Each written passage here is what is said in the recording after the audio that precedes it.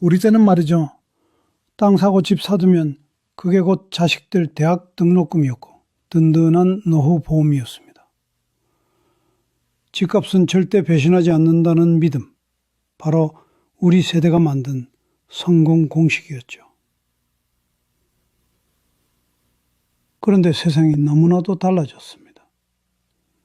지금 광주에서는 우리가 믿었던 그 성공 공식이 쪽박 공식이 되어 수많은 은퇴자들을 길거리로 내몰고 있습니다. 몇 년 전까지만 해도 광주는 무조건 오른다 고 외치던 사람들이 지금은 어디로 갔을까요? 분양가보다 수억을씩 산 피눈물 매물들만 쏟아져 나오고 있습니다. 평생 모은 퇴직금이 이자 폭탄이 되어 매달 내 통장을 공격하고 내 집인 줄 알았는데 정신 차려보니 은행집이 되어버리는 이 기막힌 현실. 나는 아니겠지 하는 생각. 정말 괜찮을까요? 더 이상 카드라 통신에 속아 평생 모은 재산을 잃는 분들이 없도록 오늘 그 위험한 진실을 똑똑히 보여드리겠습니다. 2022년 봄, 정재호 씨의 퇴직식이 열리던 날이었습니다. 광주 하남공단 자동차 부품회사 33년 그의 청춘을 고스란히 바친 곳이었습니다. 동료들의 박수 소리를 뒤로하며 정든 공장을 떠나던 날, 그의 손에는 퇴직금 1억 8천만 원이 들려 있었습니다. 평생 허리띠 졸라매며 모은 피 같은 돈인데 왠지 내 돈 같지가 않았습니다. 출근길마다 그의 발이 되어주었던 낡은 회색 운동화. 그는 신발을 내려다보며 나지막이 중얼거렸습니다. 너도 이제 그만 쉬어야지. 하지만 며칠 지나지 않아 그 운동화는 다시 그의 발에 끼워져야만 했습니다. 은퇴 후의 아침은 참 낯설었습니다. 새벽 6시만 되면 저절로 눈이 떠졌지만 갈 곳이 없었습니다. 식탁 위엔 아내가 차려준 따뜻한 밥과 국이 전부였고 TV에서는 온종일 부동산 뉴스만 떠들어댔습니다. 전국 집값 하락세. 하지만 광주는 다릅니다. 신도시 분양 열기 후끈 외지 투자자까지 몰려 이상하게 그 뉴스 자막이 그의 잠자던 마음을 건드렸습니다. 그래, 내 고향 광주는 다를 거야. 여긴 아직 기회가 있어. 그날 저녁 재호 씨는 퇴직금 통장을 만지작거리며 조심스레 아내에게 말을 꺼냈습니다. 여보, 하남 신도시에 새 아파트 분양하는 거 알아? 요즘 같은 때에 중도금 이자를 2년이나 안 받는다는데 이거 기회 아니야? 아내 이선희 59씨는 걱정이 가득한 얼굴로 젓가락을 내려놓았습니다. 그 돈 우리 둘이 아프지 않고 살려고 모아둔 마지막 비상금 아니에요.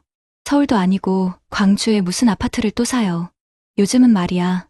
이럴 때 고향에 번듯한 새 아파트 하나 사두면 그게 효자 노릇을 하는 거야. 이자도 없다는데 뭐가 걱정이야. 아내는 깊은 한숨을 내쉬었습니다. 여보, 당신 평생 기름 냄새 맡으면서 고생했잖아요. 이제 좀 쉬세요. 제발 욕심내지 말고요. 하지만 재호 씨의 마음은 이미 모델하우스 전단지에 가 있었습니다. 신도시 최고 입지, 노후 걱정 끝, 황금알을 낳는 아파트. 그 문구 하나하나가 마치 자신에게만 주어진 마지막 인생 역전의 기회처럼 느껴졌습니다. 며칠 뒤, 그는 아내 몰래 버스를 타고 하남 신도시 모델하우스를 찾았습니다.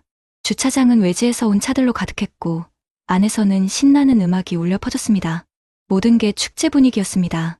젊고 예쁜 상담 직원이 그를 사렵게 맞았습니다. 아버님, 정말 잘 오셨어요.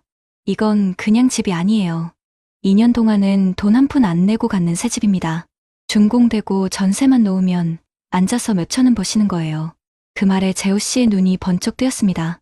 정말로 준공 때까지 이자가 한 푼도 안 나갑니까? 그럼요. 저희를 뭘로 보시고 전세 3억은 무조건 나가니까 걱정 붙들어 매세요. 바로 그 말이었습니다. 그 한마디가 그의 모든 불안감을 녹여버렸습니다. 이자도 없고 전세만 맞추면 내 돈은 오히려 남는다니 이보다 확실한 노후 준비가 어디 있겠어. 그는 청약 서류를 받아들며 속으로 다짐했습니다. 이건 투기가 아니야. 내 노후를 위한 가장 안전한 보험이야. 집에 돌아온 그를 본 아내의 얼굴은 더 어두워졌습니다. 그 사람들 말만 믿으면 어떡해요. 세상에 공짜 점심이 어디 있다고. 이건 내 마지막 자존심이야. 평생 남의 공장에서 일했는데 이제 내 이름으로 된 번듯한 집 하나는 있어야 하지 않겠어? 그 한마디에 아내는 더 이상 말을 잇지 못했습니다.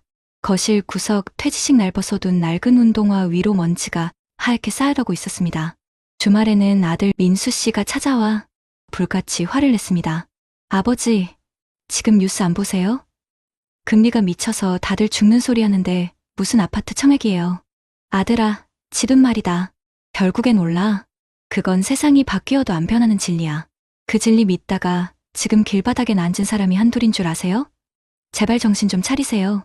아들의 절규 섞인 목소리도 그의 귀에는 들리지 않았습니다. 2022년 8월, 청약 접수일. 새벽 5시부터 일어나 컴퓨터 앞에 앉은 그는 떨리는 손으로 비밀번호를 3번이나 틀렸습니다. 광주 하남 신도시 더폴의 아파트 84A형. 청약 접수 버튼을 누르는 순간 심장이 멎는 것 같았습니다. 됐다, 이제 하늘에 맡기자. 그리고 며칠 뒤 발표일. 당첨을 축하합니다. 모니터에 뜬 6글자를 본 순간 그의 눈시울이 뜨거워졌습니다. 여보, 나 됐어. 우리 당첨됐다고. 아내는 말없이 웃으며 고개를 끄덕였습니다. 축하해요, 여보.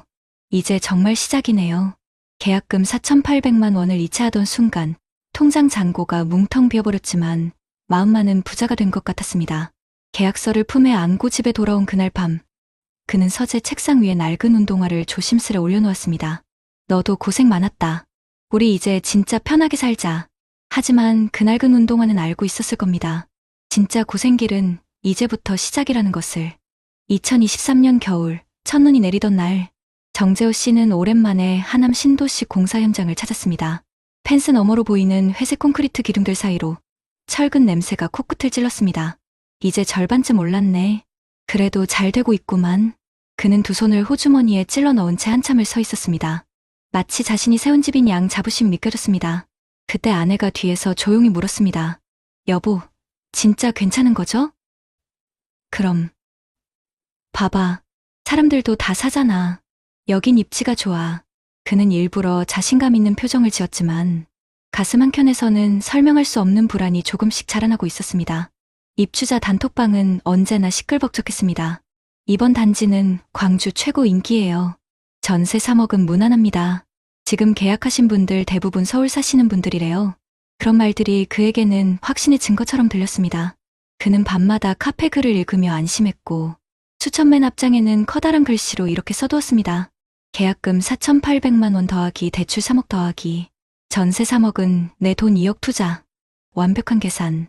하지만 계산은 현실 앞에서 언제나 흔들리기 마련이었습니다. 2024년 봄, 준공을 앞둔 시점, 부동산 뉴스에는 연일불길한 단어가 쏟아졌습니다. 역전세, 미분양, 급매. 그의 휴대폰 알림창에도 아들 민수의 메시지가 도착했습니다. 아빠, 지금이라도 생각 다시 해봐요. 전세가 3억? 요즘은 2억도 안 맞춰져요. 그는 답장을 쓰지 않았습니다. 손끝이 떨렸기 때문이었습니다. 그리고 며칠 뒤 은행에서 한 통의 우편물이 도착했습니다. 중도금 대출 실행 안내, 이자 2년 면제, 준공시 일괄 정산. 그 문장만 보고 그는 미소를 지었습니다. 그래, 아직은 괜찮아. 돈 안 나가잖아. 그러나 그 괜찮음이 얼마나 짧은 착각이었는지 그는 곧 뼈저리게 알게 됩니다.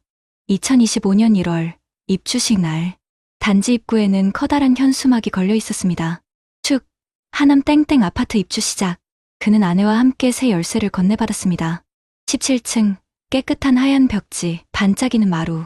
거실 창문 너머로 보이는 산등성이에 아내는 잠시 미소를 지었습니다. 그래도 깨끗하긴 하네요. 그럼 이제 전세만 놓으면 끝이야.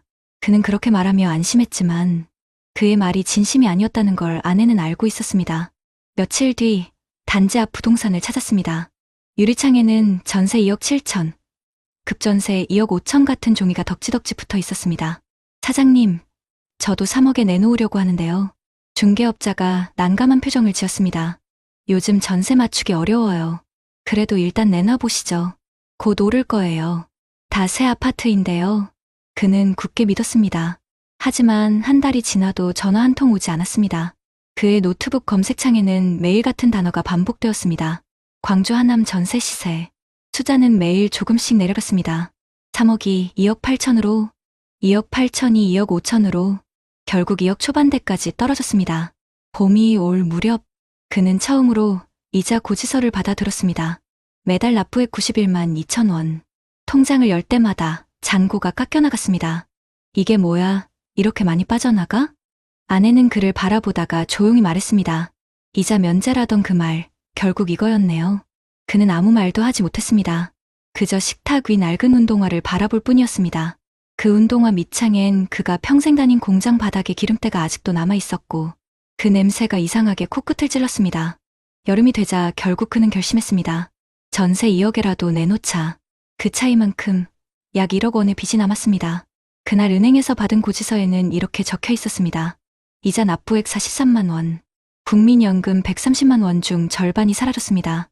여보, 결국 이렇게 됐네요. 아내의 목소리는 낮았지만 그보다 더 깊은 한숨이 담겨 있었습니다. 그는 신문을 펼쳐들며 대답했습니다. 괜찮아. 조금만 버티면 오를 거야. 하지만 손끝은 떨리고 있었습니다. 그날 밤, 베란다에 앉아 담배를 붙였을 때 낡은 운동화가 그의 발끝에 바랬습니다. 그는 그 신발을 조용히 들어 올려 바라보다가 희미하게 웃었습니다. 내가 널 너무 오래 믿었구나. 세상도 나도 다 바뀌었는데. 2025년 가을, 광주의 바람은 차가웠습니다. 단지 앞 가로등은 환했지만 그의 마음은 어두웠습니다. 입주한 지 1년도 되지 않아 시세는 분양가보다 1억 이상 떨어졌습니다. 단톡방에는 금매 3억 4천, 전세 공실 다수 같은 글이 줄을 이었습니다. 아들 민수는 다시 찾아왔습니다. 아버지, 이젠 인정하셔야죠. 그 돈이면 그냥 연금 넣는 게 나았어요. 그는 밥만 씹으며 고개를 숙였습니다. 아직은 아니야. 조금만 더 기다려보자. 그 말에 아내는 조용히 수저를 내려놓았습니다. 당신 마음은 이해하지만 이제 우리 생활도 생각해야죠. 그날 밤, 그는 서재로 들어가 계약서를 꺼냈습니다. 붉은 인주 자국이 선명했습니다. 내 인생의 도장 하나가 이렇게 무거운 짐이 될 줄이야. 그는 손으로 문질러 보며 중얼거렸습니다. 새벽이 되자 알람이 울리기도 전에 눈이 떠졌습니다. 그는 다시 운동화를 꺼내 신었습니다. 마트 창고에서 일하는 친구가 사람이 부족하다고 했던 게 떠올랐습니다. 그래, 가만히 앉아있을 순 없지. 그날 이후 그는 다시 일하기 시작했습니다.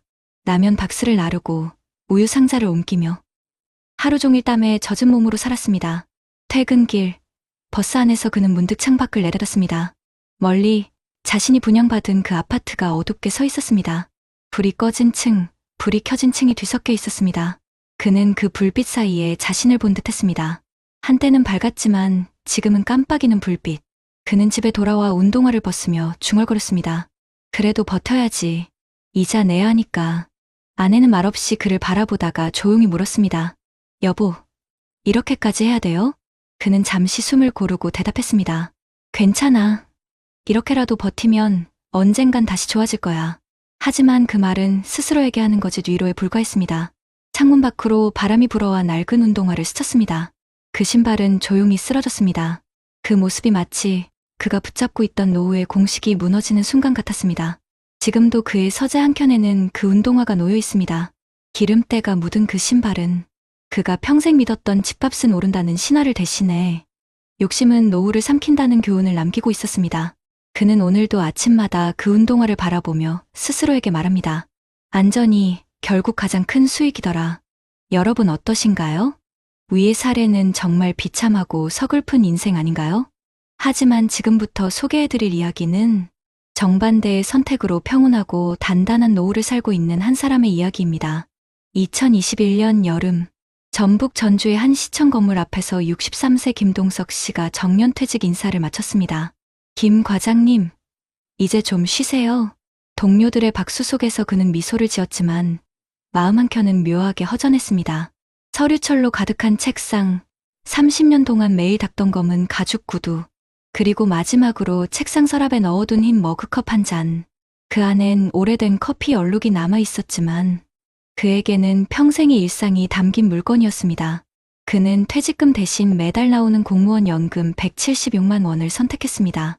한 푼이라도 꾸준히 들어오는 게 낫지. 남들은 퇴직금 한꺼번에 받아서 투자하라고 조언했지만 그는 끝까지 고개를 저었습니다. 세상은 바뀌었어. 이제는 이자보다 마음이 중요하지. 그날 이후 그의 하루는 단순했습니다. 새벽이면 흰 머그컵에 커피를 내리고 아내 박연숙 씨와 함께 텃밭에 상추와 고추를 돌보는 일로 하루를 시작했습니다. 부부가 사는 집은 전주 효자동에 25년 된 빌라. 대출도 없고 세탁기 소리가 울릴 만큼 조용한 동네였습니다. 하지만 그 평온한 나날은 오래가지 않았습니다. 2022년 초 뉴스에서 이런 소식이 연일 흘러나왔습니다. 전국 아파트값 상승세 지속, 전주 광주 신도시 외지인 몰려 지금 사두면 노후가 편해집니다. 그 소리에 주변 친구들이 흔들리기 시작했습니다. 퇴직 후 돈이 남는 사람들은 앞다투어 새 아파트 청약에 뛰어들었습니다. 동서가 너도 들어와라. 광주 신축 단지 분양가가 5억이라는데 전세 놓으면 이자도 다 갚는다더라. 그 말은 어쩐지 20년 전 주식 열풍 때 들었던 말과 똑같았습니다. 안 하면 바보다. 퇴직 동료 최 부장은 심지어 퇴직금을 모두 털어 전북역 신도시 분양권을 샀습니다. 그는 동석 씨를 보며 웃었습니다. 넌 너무 보수적이야. 세상은 변했어. 요즘은 움직이는 사람이 돈을 버는 거라니까. 하지만 동석 씨는 그저 흰 머그컵을 내려놓으며 조용히 대답했습니다. 내가 평생 본 건 남들 따라간 사람은 늘 후회하더라. 그해 봄, 아내 연숙 씨가 걱정스레 물었습니다. 여보, 우리도 저축 말고 뭐 좀 해야 하는 거 아냐? 물가도 오르고 연금만으로는 버겁잖아. 그는 고개를 끄덕였습니다. 그래, 맞아. 근데 우리 형편에 벌어야지 보다 지켜야지가 먼저야. 그는 금융감독원에서 운영하는 시니어 금융교육 프로그램을 찾아 신청했습니다. 주변 친구들은 비웃었습니다. 공부해서 뭐 하냐? 그냥 부동산 하나 잡으면 끝인데. 하지만 그는 매주 월요일 노트북을 켜고 노후자산 포트폴리오 구성, 국민연금 퇴직연금 통합관리 같은 강의를 들으며 꼼꼼히 메모했습니다. 그때 알게 된 한 문장이 그의 머릿속을 강하게 때렸습니다. 노후의 성공은 수익이 아니라 지속이다. 그날 이후 그는 소비부터 바꿨습니다. 매달 50만 원씩 들어가는 외식비를 줄이고 쓰지 않는 보험을 해지했습니다. 남는 돈은 고금리 정기예금과 국민연금 추가 납입제도에 나눠 넣었습니다. 적게 벌어도 꾸준히 들어오면 마음이 편하지. 그는 그렇게 작은 안정의 사다리를 하나씩 쌓아갔습니다. 2023년 여름, 부동산 시장이 요동치기 시작했습니다. 금리가 급등했고 주변에서는 역전세, 급매라는 말이 터져 나왔습니다. 그때 전화를 걸어온 건 퇴직 동료 최 부장이었습니다. 야, 나 큰일 났다. 세입자가 나가겠대. 전세도 안 맞춰져. 목소리는 떨리고 있었습니다. 은행 이자만 한 달에 100만 원이야. 내가 왜 그때 너 말 안 들었을까? 통화가 끝나자 동석 씨는 한동안 말없이 창밖을 바라봤습니다. 그리고 흰 머그컵을 들어 천천히 커피를 마셨습니다. 남보다 늦어도 괜찮아. 대신 지키면 돼. 하지만 그의 노후에도 위기는 있었습니다. 2024년 아내가 갑작스레 허리디스크 수술을 받게 된 것입니다. 입원비와 재활비로 500만 원이 들었습니다. 여보, 이러다 우리도 빚내야 하는 거 아니야? 아내의 말에 그는 미소를 지었습니다. 아니야. 준비했잖아. 그는 비상자금 통장에서 차분히 돈을 이체했습니다. 그 통장은 매달 10만 원씩 꾸준히 채워온 작은 안전망이었습니다. 그제야 아내는 눈시울이 붉어졌습니다. 이래서 당신이 공부하더니 통장을 나눠두더니 그게 다 이런 이유였네요. 그는 조용히 웃었습니다. 우리 세대는 버는 게 기술이 아니라 지키는 게 기술이야. 2025년 봄, 그의 흰 머그컵에는 여전히 커피 얼룩이 남아 있었습니다. 하지만 이제 그 얼룩은 고생이 아니라 안정의 흔적이었습니다. 이웃 할머니들이 말했습니다. 김 선생님은 참 여유로워 보여요. 그는 웃으며 대답했습니다. 여유는 통장 잔고보다 마음에 있어야 하죠. 그의 일상은 여전히 단조로웠지만 그 단조로움이 바로 평화였습니다. 고금리, 물가 상승, 투자 유혹이 난무하는 세상 속에서도 그는 여전히 흰 머그컵 하나로 하루를 시작하고 있었습니다. 2025년 여름, 전주 효자동의 아침은 평화로웠습니다. 창문 너머로 햇살이 들어오고 부엌에서는 라디오가 잔잔히 흘러나왔습니다. 오늘도 부동산 시장은 하락세를 이어가고 있습니다. 앵커의 목소리에 김동석 씨는 조용히 머그컵을 내려놓았습니다. 그의 시선은 커피잔 바닥에 맺힌 갈색 얼룩 위에 머물렀습니다. 이 작은 흔적이 내 인생을 지켜줬구나. 그때 아내 연숙 씨가 주방에서 나와 웃으며 말했습니다. 당신 요즘 얼굴이 편안해 보여요. 그래요? 예전엔 하루 종일 뉴스만 보더니 요즘은 텃밭만 보고 웃잖아요. 그는 커피를 한 모금 마시며 고개를 끄덕였습니다. 이젠 뉴스보다 하늘색이 더 중요하더라고. 하지만 그의 평온한 일상에도 어느 날 균열이 찾아왔습니다. 그해 가을, 아들 김현우 씨가 전주로 내려왔습니다. 서울에서 회사 생활을 하던 현우는 최근 구조조정 여파로 직장을 잃은 상태였습니다. 아버지, 저 이번 달까지만 월세 내고 나가야 될 것 같아요. 아들은 침묵하다가 조심스레 말을 꺼냈습니다. 혹시 잠깐만 아버지 집에 들어가도 될까요? 그 순간 아내의 손이 멈췄습니다. 그럼 들어오지. 가족인데 뭐가 문제야. 동석 씨는 짧게 대답했지만 속으로는 불안이 스쳤습니다. 우리 노후 자금, 당장 여유는 없는데. 하지만 그는 머리를 흔들며 마음을 다잡았습니다. 이럴 때를 대비해 아낀 거잖아. 그는 비상자금 통장에서 100만 원을 꺼내 아들에게 건넸습니다. 서울에 있을 땐 몰랐지? 사람은 돈이 아니라 가족이 옆에 있을 때 진짜 부자야. 아들은 눈시울이 붉어졌습니다. 며칠 뒤 가족 셋이 함께 저녁을 먹었습니다. 작은 식탁 위엔 텃밭에서 딴 상추와 된장찌개가 올려져 있었습니다. 아버지, 솔직히 말씀드리면요. 처음엔 아버지가 너무 답답하다고 생각했어요. 친구 아버지들은 다 주식, 부동산으로 돈 벌었다고 자랑하니까요. 근데 지금은 알겠어요. 그 답답함이 우리 가족을 지킨 거였어요. 그 순간 동석 씨의 눈가가 붉어졌습니다. 그는 웃으며 밥을 한 숟가락 떴습니다. 세상은 늘 빨리 가라고 하지만 결국 끝까지 남는 건 천천히 간 사람들이더라. 시간이 흘러 2025년 겨울, 주변 친구들 중 몇몇은 여전히 손해본 부동산을 붙잡고 있었습니다. 그 중 한 명, 퇴직 동료 최 부장이 다시 그를 찾아왔습니다. 야, 김동석, 너 그때 진짜 현명했어. 왜요? 내 아파트, 이제 분양가보다 1억이 떨어졌어. 대출이자에 미치겠어. 너처럼 연금으로 살 걸 그랬다. 최 부장의 얼굴에는 깊은 피로가 묻어 있었습니다. 그는 말없이 머그컵을 건넸습니다. 커피나 한 잔에. 세상은 바뀌어도 사람 사는 건 다 거기서 거기야. 잠시 후 최 부장은 말없이 창밖을 바라보다가 중얼거렸습니다. 넌 성공한 사람이야, 김동석. 하지만 그는 그 말을 듣고도 고개를 저었습니다. 아니, 난 그냥 지켰을 뿐이야. 내 걸 욕심내지 않고 내 자리를 지킨 것뿐이지. 그날 밤, 그는 잠들기 전 작은 수첩을 펼쳤습니다. 거기에는 이렇게 적혀 있었습니다. 2021년 퇴직, 불안 시작. 2022년 욕심 유혹. 2023년 지킴의 선택. 2024년 위기 속 안정. 2025년 평온의 증명. 그는 그 아래에 조용히 한 줄을 더 썼습니다. 안정은 빠르게 오지 않지만 절대 배신하지 않는다. 며칠 후 겨울비가 내리던 날, 그는 다시 시청 근처를 지났습니다. 예전 동료들이 점심 식사를 마치고 나오던 자리, 그는 잠시 멈춰 서서 주머니 속에서 낡은 머그컵을 꺼냈습니다. 그 컵에는 여전히 커피 얼룩이 남아 있었고, 그 얼룩은 마치 세월의 흔적처럼 그에게 말을 걸었습니다. 잘했어. 서두르지 않아서. 그는 천천히 미소를 지었습니다. 그래, 욕심을 버린 게 아니라 평화를 택한 거였지. 2026년이 다가오고 있었습니다. 그의 통장엔 여전히 170만 원 남짓의 연금이 들어왔고, 생활비는 그 안에서 정확히 계산되어 나갔습니다. 물론 여행도 사치도 없었습니다. 하지만 대신 매일 저녁이면 아내와 아들이 웃는 얼굴로 밥상 앞에 앉아 있었습니다. 여보, 오늘은 왜 커피를 2잔이나 마셨어요? 그냥 오늘따라 참 고맙더라고요. 그는 말없이 창밖을 바라봤습니다.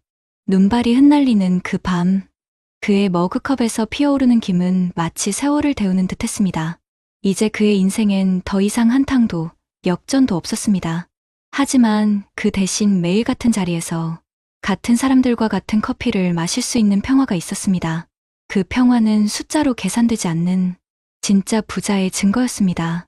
그는 오늘도 그 머그컵을 닦으며 중얼거립니다. 사람은 결국 욕심보다 마음을 남기고 떠나는 거야. 그리고 조용히 미소 짓습니다. 창문 밖으로 비치는 겨울 햇살 아래 그의 흰 머그컵은 여전히 따뜻했습니다. 먼저 대한민국 내부부터 봐야 합니다. 2025년 발표된 연구에 따르면 우리나라 고령 가구의 약 46%는 은퇴 후 최소 생활비조차 소득으로 충당하지 못한다고 응답했습니다. 즉, 절반 가까운 고령 가정이 지금의 생활을 유지하기조차 벅차다고 느끼는 거죠. 또 같은 조사에서 고령 가구가 보유한 자산 중 상당 부분은 부동산 중심 실물 자산이며 금융자산 활용 비율은 낮은 편이라는 지적도 나옵니다. 이 말은 많은 노인들이 집 한 채에 모든 기대를 걸고 있지만 그것을 유동화해서 현금 흐름으로 쓰는 데는 한계가 있다는 뜻이기도 합니다.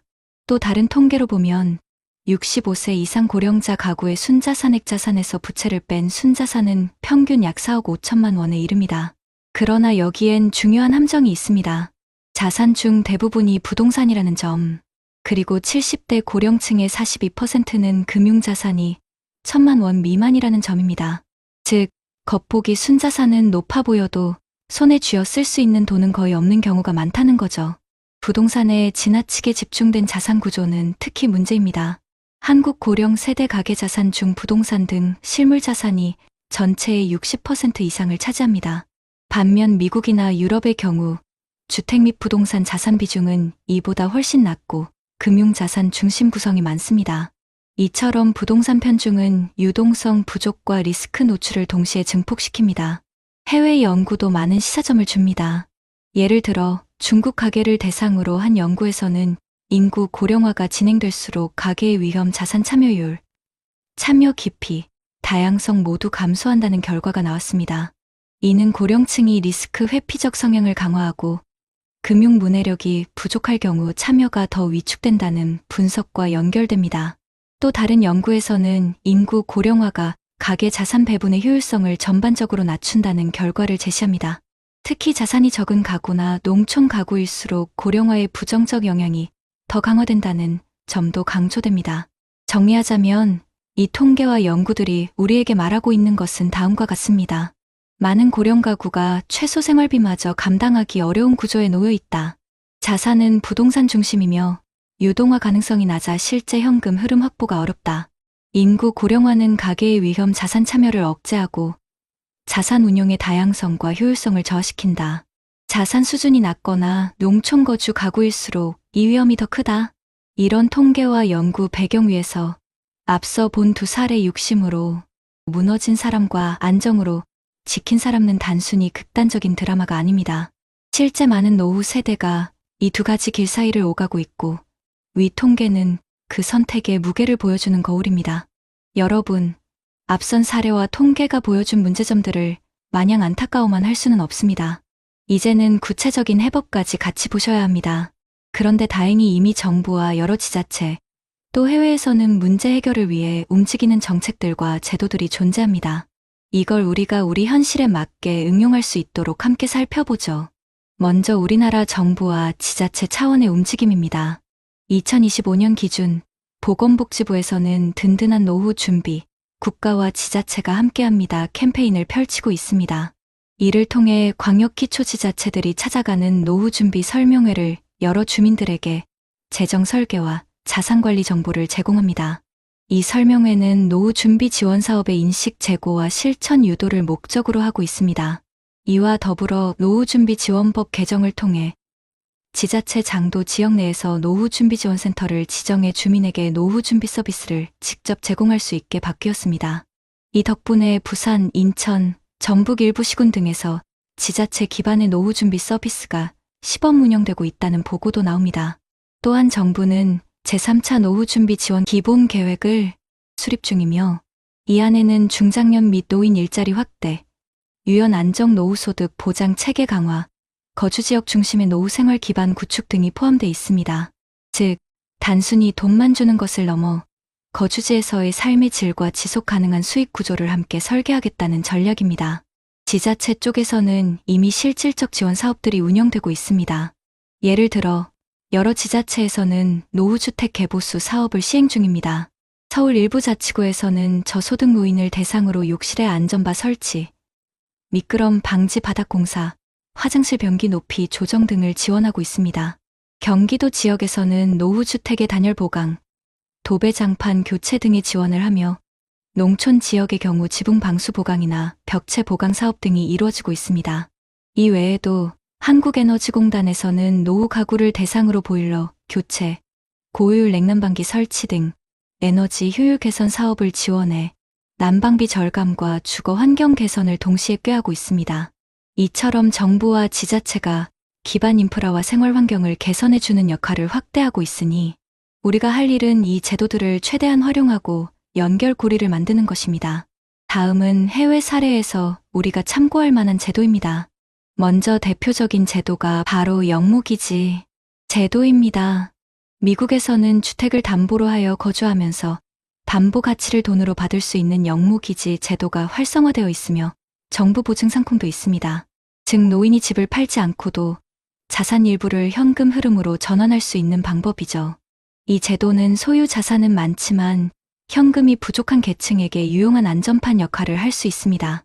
일본에서도 영무기지 시장이 점차 성장하고 있는데 주택 소유자가 일정한 연금 형태나 현금 인출 형태를 선택할 수 있도록 하는 상품이 늘고 있다는 보고가 있습니다. 이 해외 제도의 장점은 다음과 같습니다. 집을 팔지 않아도 생활 자금을 확보할 수 있다. 원칙적으로 원금이나 이자를 매달 갚지 않아도 된다. 상속 시에도 주택 매각 대금 범위 내에서 정산되므로 무리한 부담이 남지 않는다. 물론 영무기지를 그대로 들여오는 것은 리스크도 있습니다. 부동산 가치 하락, 이자 누적, 담보 가치 감소 등이 발생할 수 있기 때문이죠. 하지만 정부가 보증을 제공하거나 제도적 안전장치를 함께 만든다면 이 방식은 특히 우리처럼 부동산 중심 자산 구조를 가진 노후 세대에게 유용한 선택지가 될 수 있습니다. 따라서 제가 제안드리는 정책 조합은 다음과 같습니다. 영무기지형 주택담보연금 제도 도입. 정부가 일정 부분 보증하거나 상한을 설정해 리스크를 관리하는 영무기지 연금 상품을 출시하고 노인이 주택을 담보로 생활자금을 인출하면서도 거주권을 유지할 수 있게 합니다. 지자체 기반의 노후준비 통합서비스센터 운영 강화, 모든 시군구에 노후준비지원센터를 설치하고 재정 설계, 자산 포트폴리오 점검, 노후주택 개보수 상담 등을 한 공간에서 제공할 수 있게 합니다. 노후주택 리모델링 및 주거 환경 개선 지원 확대, 저소득 노인을 대상으로 욕실주택 보수단열 개선 보조금을 늘리고 신청 절차도 간소화하여 실제 체감도를 높이는 정책을 강화합니다. 중장년 노인 일자리 연계 더하기 소득 보완 프로그램 확대, 노동 가능 세대에게 적합한 일자리를 더 많이 제공하고 노후 소득 한극을 메울 수 있도록 연계형 소득 보완 제도를 강화합니다. 영무기지 및 노후금융 상품에 대한 금융교육 및 상담 의무화, 영무기지나 연금형 금융상품 계약 전에 반드시 전문가 상담을 거치게 하고 상품 구조와 리스크를 쉽게 설명한 자료를 제공하도록 제도화합니다. 한 사람은 고향의 하늘을 믿고 또 한 사람은 마음의 평화를 믿었습니다. 하나는 욕심이었고 다른 하나는 지혜였습니다. 두 발로 걷는 인생길 위에서 누군가는 더 가지려는 발걸음을 내딛었고 누군가는 지키려는 발걸음을 멈췄습니다. 하지만 세월은 말합니다. 빨리 걷는다고 더 멀리 가는 건 아니라고요. 여러분, 오늘 우리가 함께 들은 두 사람의 이야기는 사실 우리 모두의 마음속에서 끊임없이 싸우고 있는 두 목소리일지도 모릅니다. 지금이 기회야. 늦기 전에 잡아야 해. 아니야. 이젠 지켜야 해. 내가 가진 걸 소중히 해야 해. 이 두 속삭임은 어느 날 아침 퇴직금 통장을 열어보는 순간 혹은 밤늦게 불 꺼진 거실에서 한숨을 내쉴 때마다 누구에게나 찾아오는 선택의 갈림길이죠. 광주에서 노후를 걸고 분양 아파트를 선택했던 정재호 씨. 그는 인생 마지막 도전을 기회라 믿었지만 그 길 끝에는 외로움과 빚 그리고 깨달음이 기다리고 있었습니다. 반면 전주의 작은 빌라에서 매일 커피 한 잔으로 하루를 여는 김동석 씨. 그는 조금 늦어도 괜찮다는 믿음으로 욕심을 버리고 평화를 얻었습니다. 두 사람의 삶은 서로 달랐지만 결국 한 가지를 우리에게 가르쳐 주었습니다. 노후의 행복은 더 많이 가지는 데서 오지 않고 내가 가진 걸 지켜내는 마음에서 시작된다는 것. 사람은 누구나 젊을 때는 더 벌어야 한다고 말합니다. 하지만 나이가 들수록 깨닫게 되죠. 벌어야 하는 건 돈이 아니라 함께 웃어줄 사람, 따뜻한 밥 한 끼를 나눌 수 있는 여유, 그리고 내일을 기다릴 수 있는 평온함이라는 것을요. 정재호 씨의 낡은 운동화는 오늘도 현관 구석에서 조용히 말을 건넵니다. 더 이상 달리지 않아도 돼. 이제는 천천히 걸을 시간이야. 그 신발엔 평생을 버텨온 노동의 흔적이 남아있고 그 흔적은 후회의 상징이 아니라 삶을 다해 살아낸 사람의 자취입니다. 그리고 김동석 씨의 흰 머그컵에는 매일 같은 커피 얼룩이 남아 있습니다. 그 얼룩은 단조로운 하루의 반복이 아니라 불안 대신 평화를 택한 용기의 흔적입니다. 여러분, 우리는 인생의 마지막 챕터를 써 내려가는 중입니다. 하지만 아직 늦지 않았습니다. 지금이라도 내가 가진 걸 어떻게 지킬 것인가를 스스로에게 물어야 합니다. 그 대답은 거창한 투자나 화려한 재테크가 아닙니다. 내 통장을 천천히 들여다보고 내 삶의 리듬을 되찾는 일, 가족과 하루 한 끼를 웃으며 나누는 일, 그 속에서 진짜 부는 피어납니다. 이제는 남들과 비교하지 않아도 됩니다. 누가 더 좋은 차를 타는지, 누가 더 큰 집을 샀는지, 그건 인생의 본질이 아닙니다. 진짜 부자는 불안에 흔들리지 않는 사람, 마음에 빚이 없는 사람, 그리고 오늘 하루를 감사히 마무리할 줄 아는 사람입니다. 우리는 결국 이만하면 충분하다는 마음으로 하루를 정리할 수 있는 사람이 되어야 합니다. 그 마음 하나가 무너진 노후를 다시 일으키고 가족의 온기를 되살리고 지금 이 순간을 살아낼 힘이 되어줍니다. 여러분, 혹시 지금 불안하시나요? 나도 저렇게 될까 봐 무섭다. 그런 생각이 드신다면 그건 이미 잘 살아온 증거입니다. 그만큼 당신은 진심으로 인생을 사랑해왔고 지금도 더 나은 내일을 꿈꾸고 있다는 뜻이니까요. 마지막으로 이 말을 남기고 싶습니다. 돈은 모자라면 다시 벌 수 있지만 마음이 무너지면 다시 일어나기 어렵습니다. 그러니 부디 당신의 노후가 숫자보다 마음으로 채워지길 바랍니다. 빚 대신 감사가, 욕심 대신 평화가, 후회 대신 미소가 남는 인생이 되길 바랍니다. 오늘 영상이 당신의 하루에 작은 위로가 되었다면 좋겠습니다. 그리고 부디 정재호 씨처럼 흔들리는 사람이 아닌 김동석 씨처럼 지켜내는 사람이 되시길 바랍니다. 우리 모두의 노후가 두 사람의 길 중에서 더 따뜻한 쪽으로 향하길 바라며 이 이야기를 마칩니다. 요즘 여러분 뉴스를 보며 이런 생각 해보신 적 없으신가요? 내 노후를 믿고 맡긴 주식 정말 안전할까? 최근 서울에 한 60대 남성이 있었습니다. 퇴직금 8천만 원을 안정적인 배당 ETF라며 투자했지만 불과 6개월 만에 원금의 절반이 사라졌습니다. 더 끔찍한 건 이분만의 일이 아니라는 겁니다. 요즘 50대, 60대 사이에서 주식으로 연금 만들기가 유행처럼 번지고 있죠. 삼성전자, 테슬라, AI, 양자 컴퓨터 관련 주까지 다들 한 번쯤 들어보셨을 겁니다. 하지만 여러분, 이 열풍의 뒤에는 냉혹한 현실이 있습니다. 국민연금으로는 한 달 생활비도 안 되고 금리는 물가를 못 따라가니까 결국 다들 마지막 희망을 주식에 걸고 있는 겁니다. 그런데 혹시 아시나요? 60대 이상 투자자의 40%가 최근 1년간 실제 손실을 봤다는 사실을. 지금도 수많은 분들이 이대로 괜찮을까 하는 불안감 속에 잠을 이루지 못하고 있습니다. 당신의 노후를 지켜줄 거라 믿었던 그 주식, 정말 당신 편일까요? 제가 그 억울한 사연을 말씀드릴 테니 제발 끝까지 들어주세요. 경기도 용인 수지구의 한 아파트. 해질 무렵의 작은 거실에는 형광등 불빛이 희미하게 번지고 있었다. 책상 위에는 주식으로 내 노후를 바꾼 사람들이라는 두꺼운 책이 펼쳐져 있었다. 그 책을 읽던 사람은 62살의 정혜수 씨였다.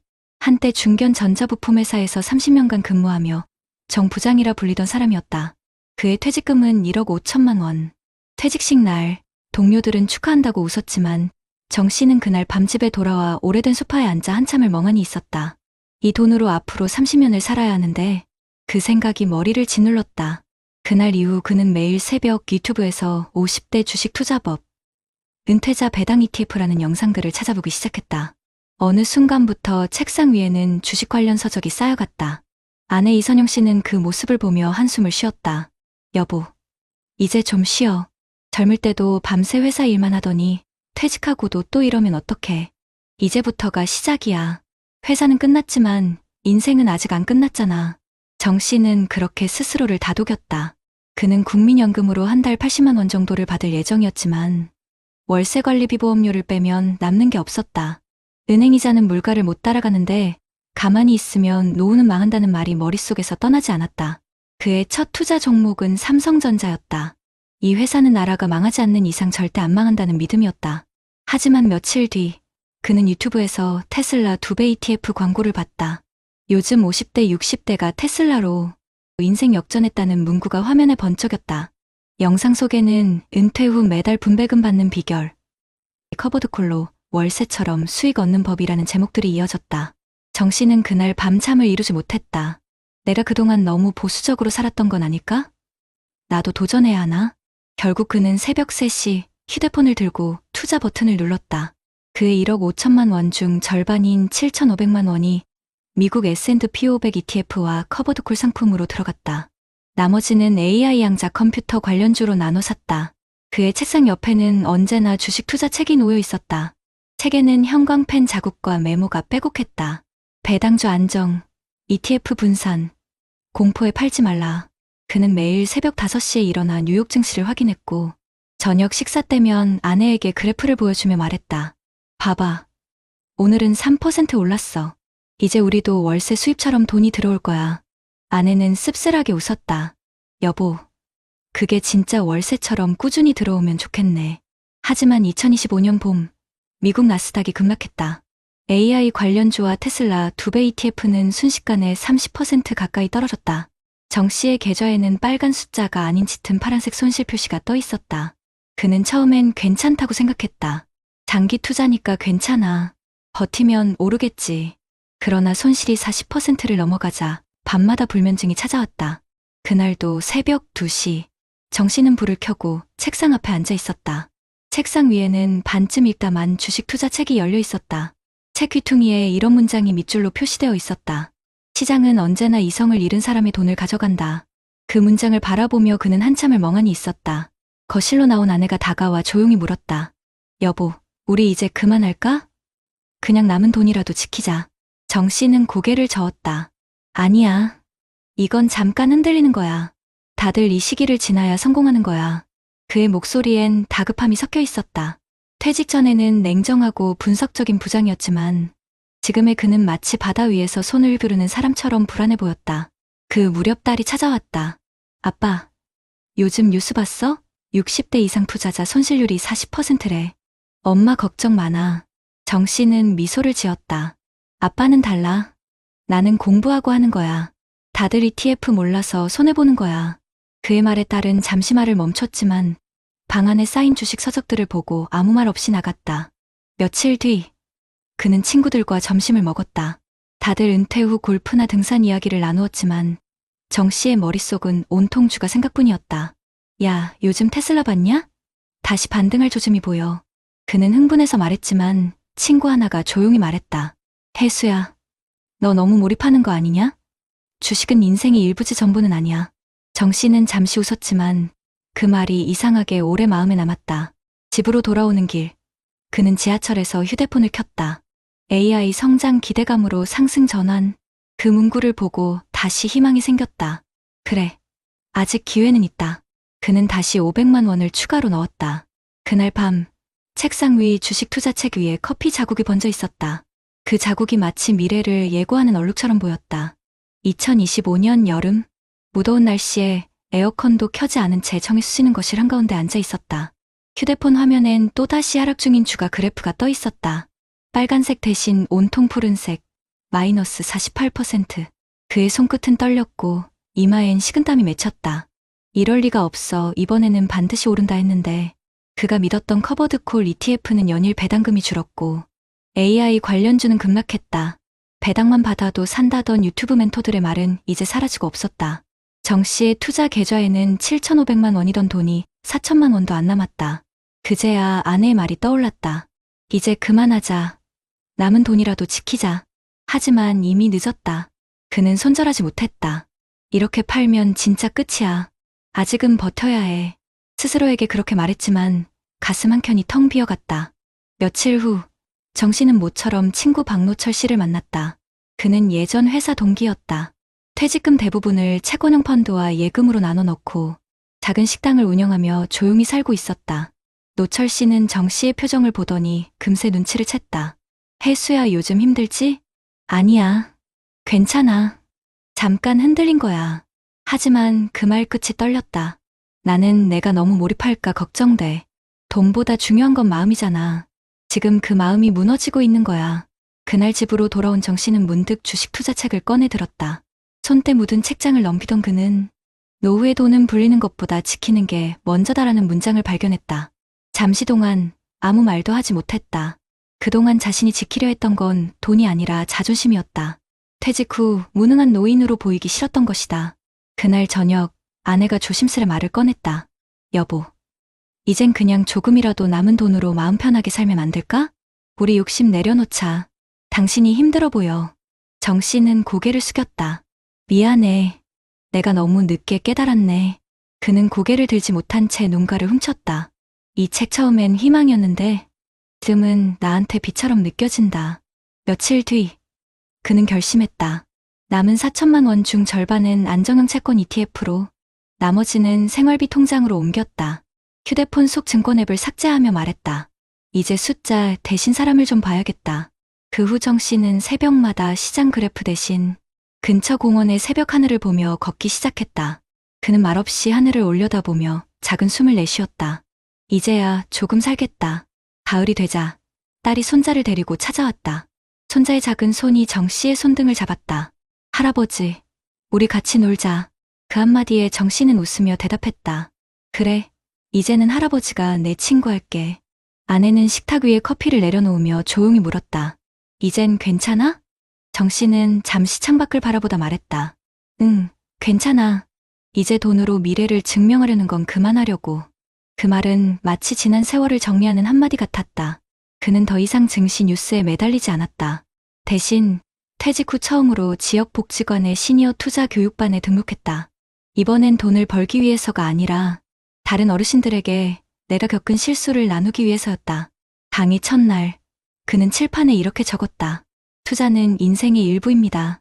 그러나 인생을 전부 투자로 만들면 남는 건 외로움뿐입니다. 그는 강단 아래에 앉은 또래의 어르신들을 바라보며 천천히 말을 이었다. 우리 세대는 참 억울하죠. 평생 일했는데도 연금은 부족하고 물가는 오르고 자식들은 자기 살기도 바쁘고 그래서 다들 주식이 마지막 희망이라 생각하죠. 하지만 제가 해보니까 진짜 중요한 건 마음의 안정이더군요. 청중 중 몇몇은 눈시울이 붉어졌다. 정 씨는 미소를 지으며 마지막 말을 덧붙였다. 우리가 지켜야 할 건 돈이 아니라 돈을 벌던 그 시절의 존엄함과 따뜻한 관계예요. 그날 강의가 끝난 뒤 한 어르신이 다가왔다.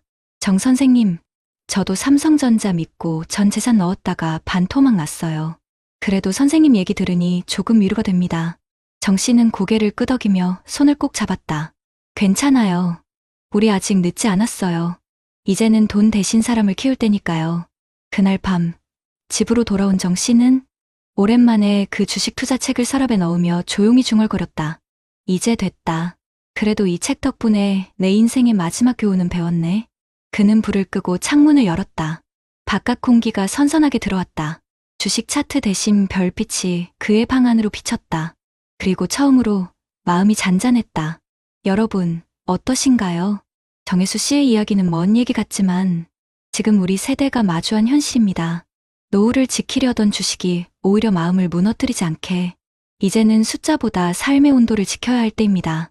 여러분 어떠시나요? 위의 사례는 정말 비참하고 서글픈 인생 아닌가요?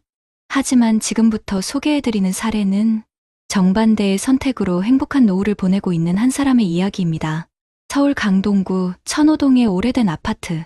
그곳 10층 작은 거실 창가에는 늘 햇살이 잘 들어온다. 그 창가에 앉아 매일 아침 신문을 펼치는 사람. 65세의 한성우 씨.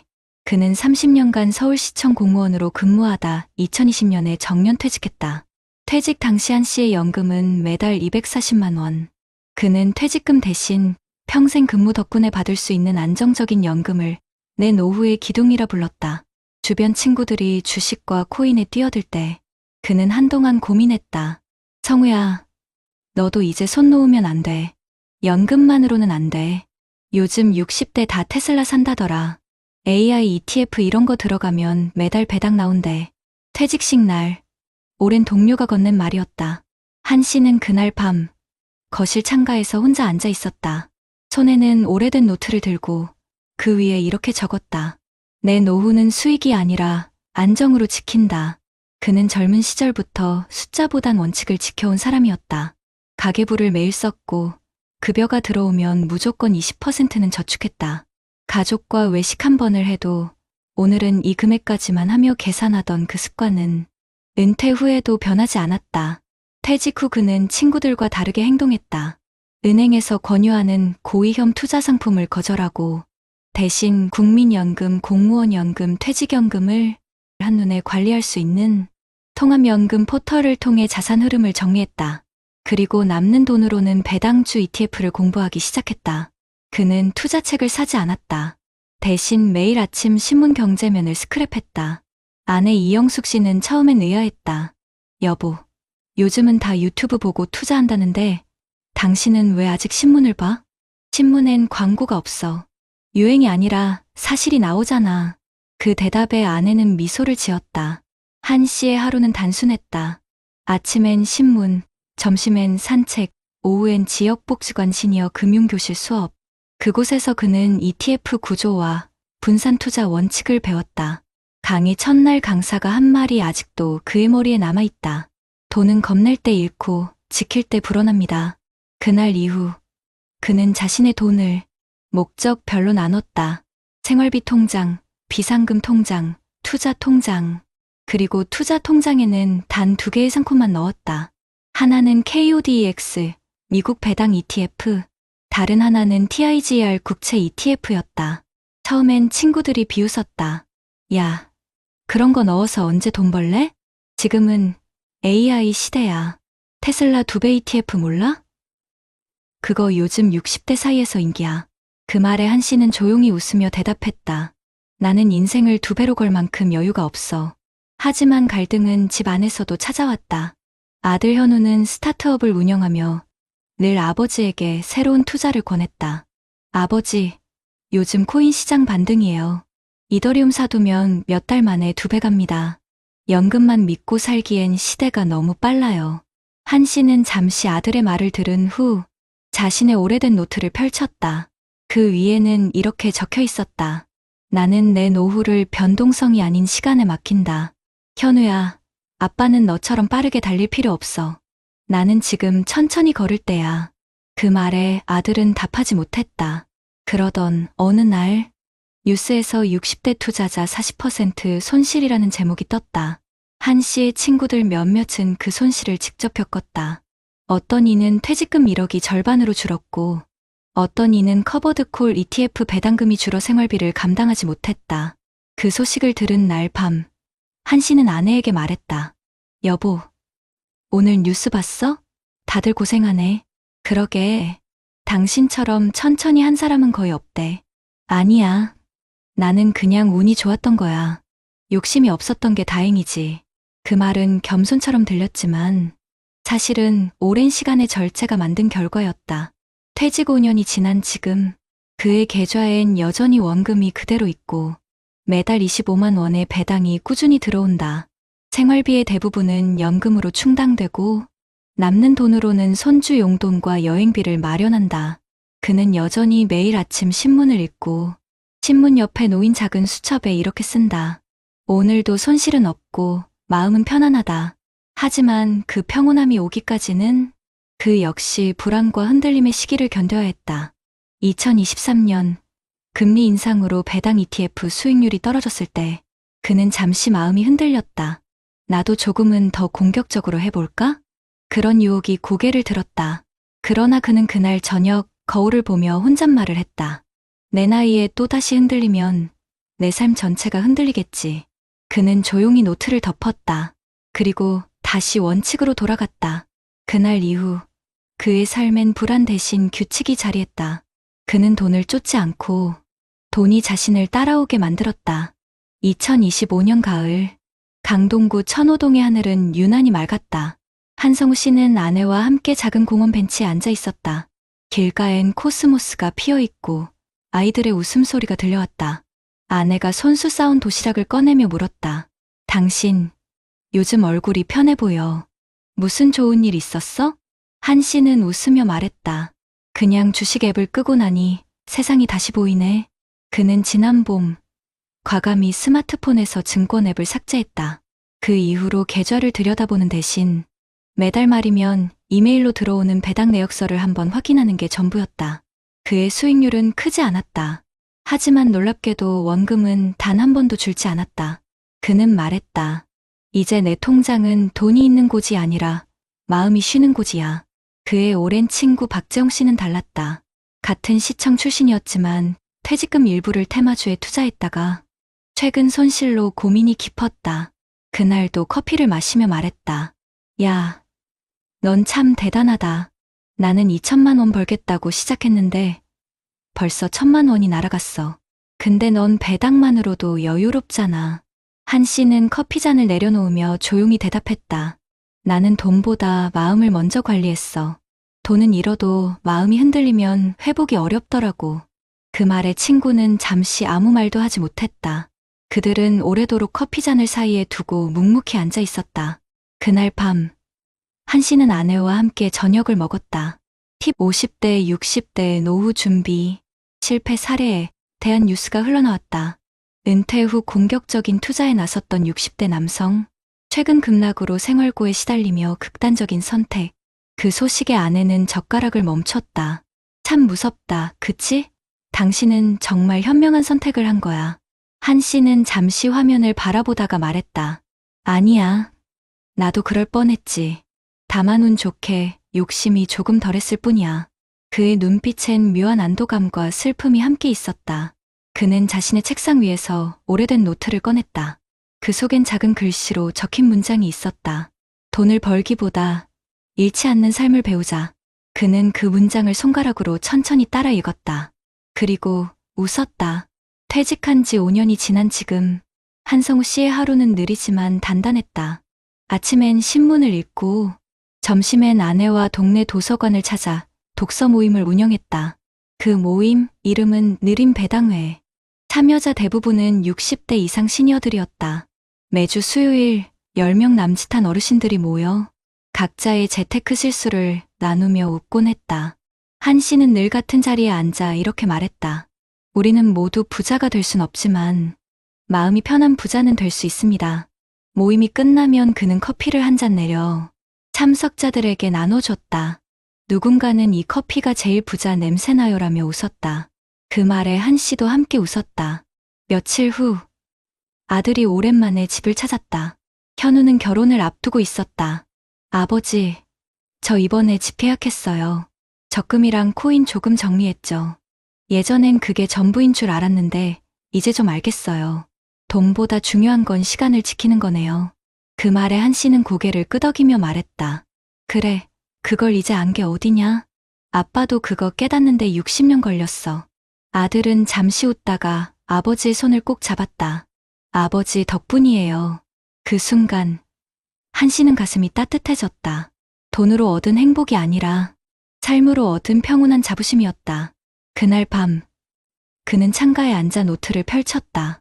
오늘의 날짜 아래 이렇게 썼다. 연금은 내 뼈대, 배당은 내 호흡, 가족은 내 힘. 창밖엔 은은한 불빛이 깔려 있었다. 멀리서 들려오는 버스 소리, 그 위에 겹치는 손자의 웃음소리. 그는 그 소리를 들으며 마음속으로 말했다. 내 노후는 실패가 아니라 완성이다. 시간이 흘러 한 씨는 노후 강의 초청을 받았다. 강단에 선 그는 천천히 말을 이었다.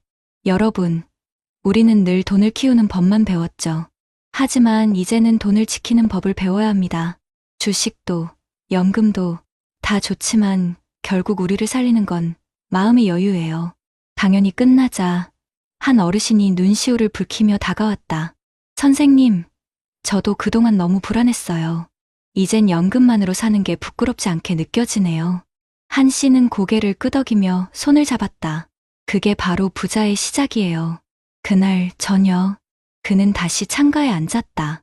책상 위엔 낡은 신문과 작은 메모 한 장. 그 위엔 이렇게 쓰여 있었다. 내 노후는 잔고가 아니라 관계로 증명된다. 그는 커튼을 걷고 하늘을 올려다봤다. 붉은 노을이 천천히 지고 있었다. 그리고 그는 조용히 웃었다. 그의 노후는 불안이 아닌 안정의 이름으로 누구보다 단단하고 따뜻하게 빛나고 있었다. 여러분, 결국 노후의 행복은 얼마를 벌었느냐보다 얼마나 마음이 편하냐에 달려 있습니다. 한성우 씨의 선택처럼 조금 느리더라도 지켜낼 수 있는 삶, 그게 진짜 성공 아닐까요? 여러분, 두 사람의 이야기를 들으시면서 어떤 생각이 드셨나요? 사실 정혜수 씨와 한성우 씨의 삶은 단순한 개인의 차이가 아닙니다. 2025년 현재 대한민국 50대와 60대가 마주한 현실을 보여주는 하나의 단면입니다. 통계청이 올해 발표한 고령층 경제활동 및 자산 현황에 따르면 60세 이상 인구의 약 절반이 여전히 경제활동 중이며 그중 절반 이상은 생활비 부족 때문에 일을 계속한다고 답했습니다.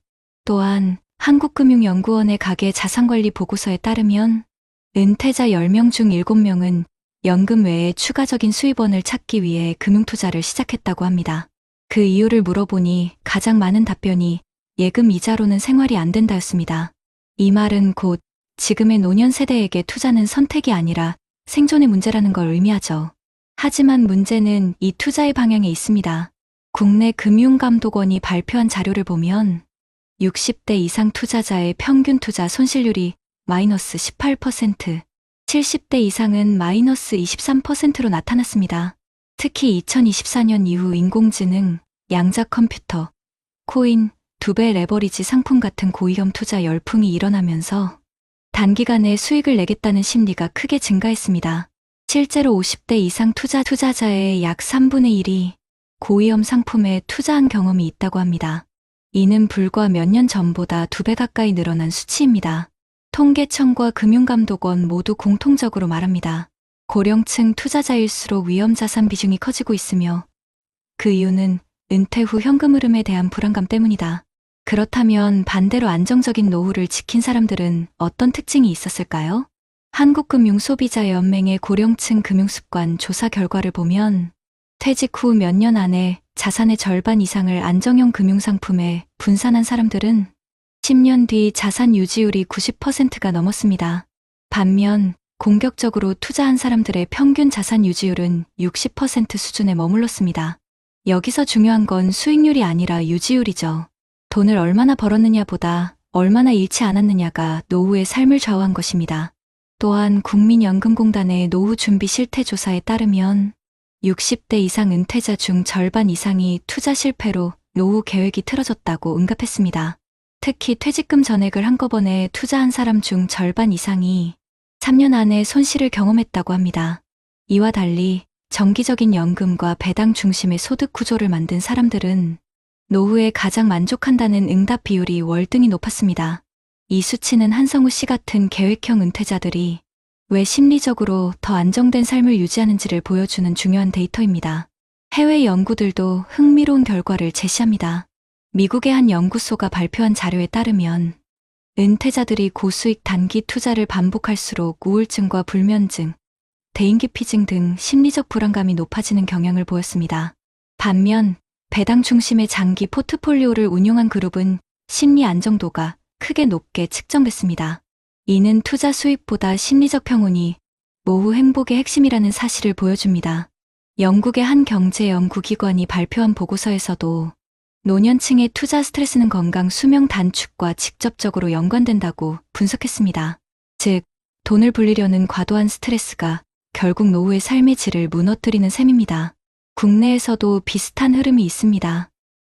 한국보건사회연구원이 발표한 고령층 정신건강과 금융불안의 상관관계 연구에서 최근 1년간 투자 손실을 경험한 60세 이상 남성의 40% 이상이 우울감과 무기력감을 호소했다고 밝혔습니다. 또한 투자 손실액이 수천만 원을 넘은 경우 1년 내 병원 진료율이 2배 이상 증가했다는 데이터도 있습니다. 이 보고서는 노년층의 재무 안정성이 곧 건강 안정성으로 이어진다고 결론 내렸습니다. 즉, 한성우 씨처럼 안정적인 수입 구조와 절제된 투자 습관을 가진 사람들은 심리적으로도 건강하고 사회적 관계를 유지하며 평균 행복지수가 훨씬 높다는 것입니다. 그런데 여러분, 여기서 더 주목해야 할 점이 있습니다. 2025년 현재 대한민국은 경제협력개발기구 국가 중노인빈곤율 1위, 그리고 노인 자살률 또한 매우 높은 수준이라는 뼈아픈 현실을 안고 있습니다. 한국의 노후 문제는 단순히 돈이 부족한 세대가 아니라 돈을 잃을까 두려워 투자에 몰리는 세대라는 점에서 더 심각하죠. 한국금융연구원의 보고서는 이렇게 요약합니다. 고령층의 금융 문제는 소득의 부족보다 금융 지식과 정보 비대칭에서 비롯된다. 즉, 정혜수 씨처럼 불안감에 밀려 유행하는 상품에 투자하는 사람들은 정보를 정확히 알지 못한 채 시장의 파도에 흔들리게 되고, 반대로 한성우 씨처럼 시간을 두고 공부하며 자신의 위험 감내 수준을 명확히 알고 투자한 사람들은 그 불안에서 벗어날 수 있다는 것입니다. 한 가지 더 흥미로운 점은 한국금융소비자보호원의 조사에서 은퇴 후 투자 손실을 경험한 사람 중 대부분이 투자 당시 상담을 받지 않았다는 결과가 나왔다는 겁니다. 즉, 전문가 조언 없이 지인의 추천이나 인터넷 영상만 보고 투자한 경우가 대부분이었습니다. 반면 금융교육을 받은 경험이 있는 사람들의 평균 수익률은 훨씬 높았고 손실률은 절반 이하로 줄었습니다. 이 통계는 결국 노후를 지키는 첫걸음이 투자가 아니라 이해와 학습이라는 사실을 다시 한번 보여줍니다. 정리하자면 한국의 50대와 60대는 이제 단순한 투자 세대가 아니라 노후 생존형 투자 세대로 변했습니다. 그러나 이 불안 속에서도 누군가는 망하고 누군가는 지킵니다. 그 차이는 얼마나 버텼느냐가 아니라 얼마나 공부하고 대비했느냐에서 갈립니다. 결국 진짜 승자는 주식으로 부자가 된 사람이 아니라 노후에도 마음을 잃지 않은 사람이었습니다. 여러분, 우리가 지금까지 봐온 이야기 속 정혜수 씨와 한성우 씨의 삶은 결국 선택의 차이였습니다. 누군가는 불안과 욕심에 밀려 퇴직금을 시장의 파도에 던졌고, 누군가는 조금 느리더라도 원칙과 계획으로 마음의 평화를 지켰죠. 그렇다면 우리 같은 50대, 60대, 혹은 이제 막 은퇴를 앞둔 분들은 지금 무엇을 준비해야 할까요? 다행히 요즘은 정부와 지자체, 그리고 여러 기관에서 노후의 불안을 덜어주는 정책과 제도를 다양하게 내놓고 있습니다. 우선 중앙정부의 정책부터 살펴보면 금융위원회와 보건복지부는 2024년 말부터 고령층 금융안정 종합대책을 본격 시행했습니다. 이 제도는 단순히 연금만을 늘리는 것이 아니라 노년층이 안전하게 투자하고 현금 흐름을 관리할 수 있도록 돕는 실질적인 금융 안전망입니다. 예를 들어 시중은행과 연계해 노후 자산 상담 전담 창구를 전국 주요 도시 지점에 설치했고, 60세 이상 고객이 고위험 상품에 가입할 경우에는 의무적으로 상품, 구조와 위험도를 2차례 이상 설명하도록 하는 제도가 시행됐습니다. 즉, 투자 전에 이 상품이 당신의 노후에 어떤 영향을 미칠 수 있는가를 직접 들을 수 있게 바뀐 것이죠. 또한 국민연금공단은 올해부터 내 연금 리모델링 서비스를 확대해 한 번의 조회로 국민연금, 퇴직연금, 개인연금의 예상, 수령액과 세금까지 한눈에 확인할 수 있도록 했습니다. 이제는 내가 몇 살까지 얼마를 받을 수 있는가를 손쉽게 비교할 수 있는 시대가 된 겁니다. 지자체들도 적극적으로 나서고 있습니다. 서울시는 시니어 금융학교 프로그램을 운영하며 50대 이상 시민에게 배당 ETF, 연금 수령 계획, 노후 자산 배분법 등을 직접 가르치고 있습니다. 이 과정은 단순한 강의가 아니라 실제로 자신의 통장을 분석하고 가상의 포트폴리오를 만들어 위험도를 계산해보는 실습 중심 교육입니다. 부산시는 금융돌봄센터를 통해 10일 상담 서비스를 운영하고 있고, 고령층이 잘못된 투자로 피해를 입었을 때 법률 상담과 피해 회복 절차를 지원하는 제도도 시행 중입니다. 대구시는 시니어 금융케어 프로그램을 만들어 은퇴자들이 월 생활비와 의료비 지출을 분석받고 필요시 지역 신협과 연계해 저리 생활안정자금을 대출받을 수 있도록 돕고 있습니다. 이런 정책들은 단순한 복지가 아니라 노후의 자립과 금융주권을 되찾는 시스템으로 자리 잡고 있습니다. 특히 최근에는 디지털 약자 보호 정책이 함께 추진되고 있습니다. 노년층의 금융피해 중 상당수가 온라인 모바일 투자 과정에서 발생하기 때문에 행정안전부는 2025년부터 고령층 비대면 금융안전인증제를 도입했습니다. 이 제도는 65세 이상 고령자가 앱을 통해 고위험 상품을 구매할 때 추가 인증을 거치고 가족이나 지정 보호자에게도 알림이 가도록 하는 시스템입니다. 단 한 번의 실수로 전 재산이 날아가는 비극을 막기 위한 장치죠. 이런 변화들은 한성우 씨처럼 신중하게 투자하려는 사람들에게 큰 도움이 되고 있습니다. 또한 보건복지부는 100세 시대 자산건강 캠페인을 추진하면서 금융뿐 아니라 건강과 복지를 함께 묶은 노후 설계 지원을 확대했습니다. 예를 들어 60세 이상 은퇴자에게는 재무건강 통합상담을 무료로 제공하고 자산관리뿐 아니라 의료비, 치매 대비, 주거비 지원까지 한 번에 점검할 수 있게 했습니다. 이 서비스는 현재 서울, 부산, 광주 등 전국 10개 지역에서 시범 운영 중이며 향후 전 지자체로 확대될 예정입니다. 해외로 눈을 돌리면 우리보다 먼저 고령화 시대를 맞이한 나라들의 대응책에서도 배울 점이 많습니다. 일본은 이미 10년 전부터 시니어 자산보호법을 시행하고 있습니다. 이 법은 65세 이상 투자자가 금융상품을 구매할 때 거래은행이 반드시 수익구조와 손실 가능성을 음성 영상으로 녹취하도록 의무화하고 있습니다. 이 자료는 분쟁 발생 시 법적 증거로 사용됩니다. 또한 일본의 지방자치단체는 고령층 금융도우미 제도를 운영해 경제적으로 불안정한 어르신에게 금융전문가가 주기적으로 방문해 가계 지출과 투자 상황을 함께 점검해 줍니다. 우리나라의 금융돌봄센터도 이 제도를 모델로 만들어졌죠. 미국은 조금 다릅니다. 고령층의 무분별한 투자와 사기 피해를 막기 위해 시니어 투자자 보호법을 통해 금융기관이 이상 거래를 감지할 경우 자동으로 거래를 일시 중단하고 보호자나 당국에 즉시 알리도록 되어 있습니다. 이 제도는 실제로 수많은 고령층 피해를 막아내며 효과를 인정받았습니다.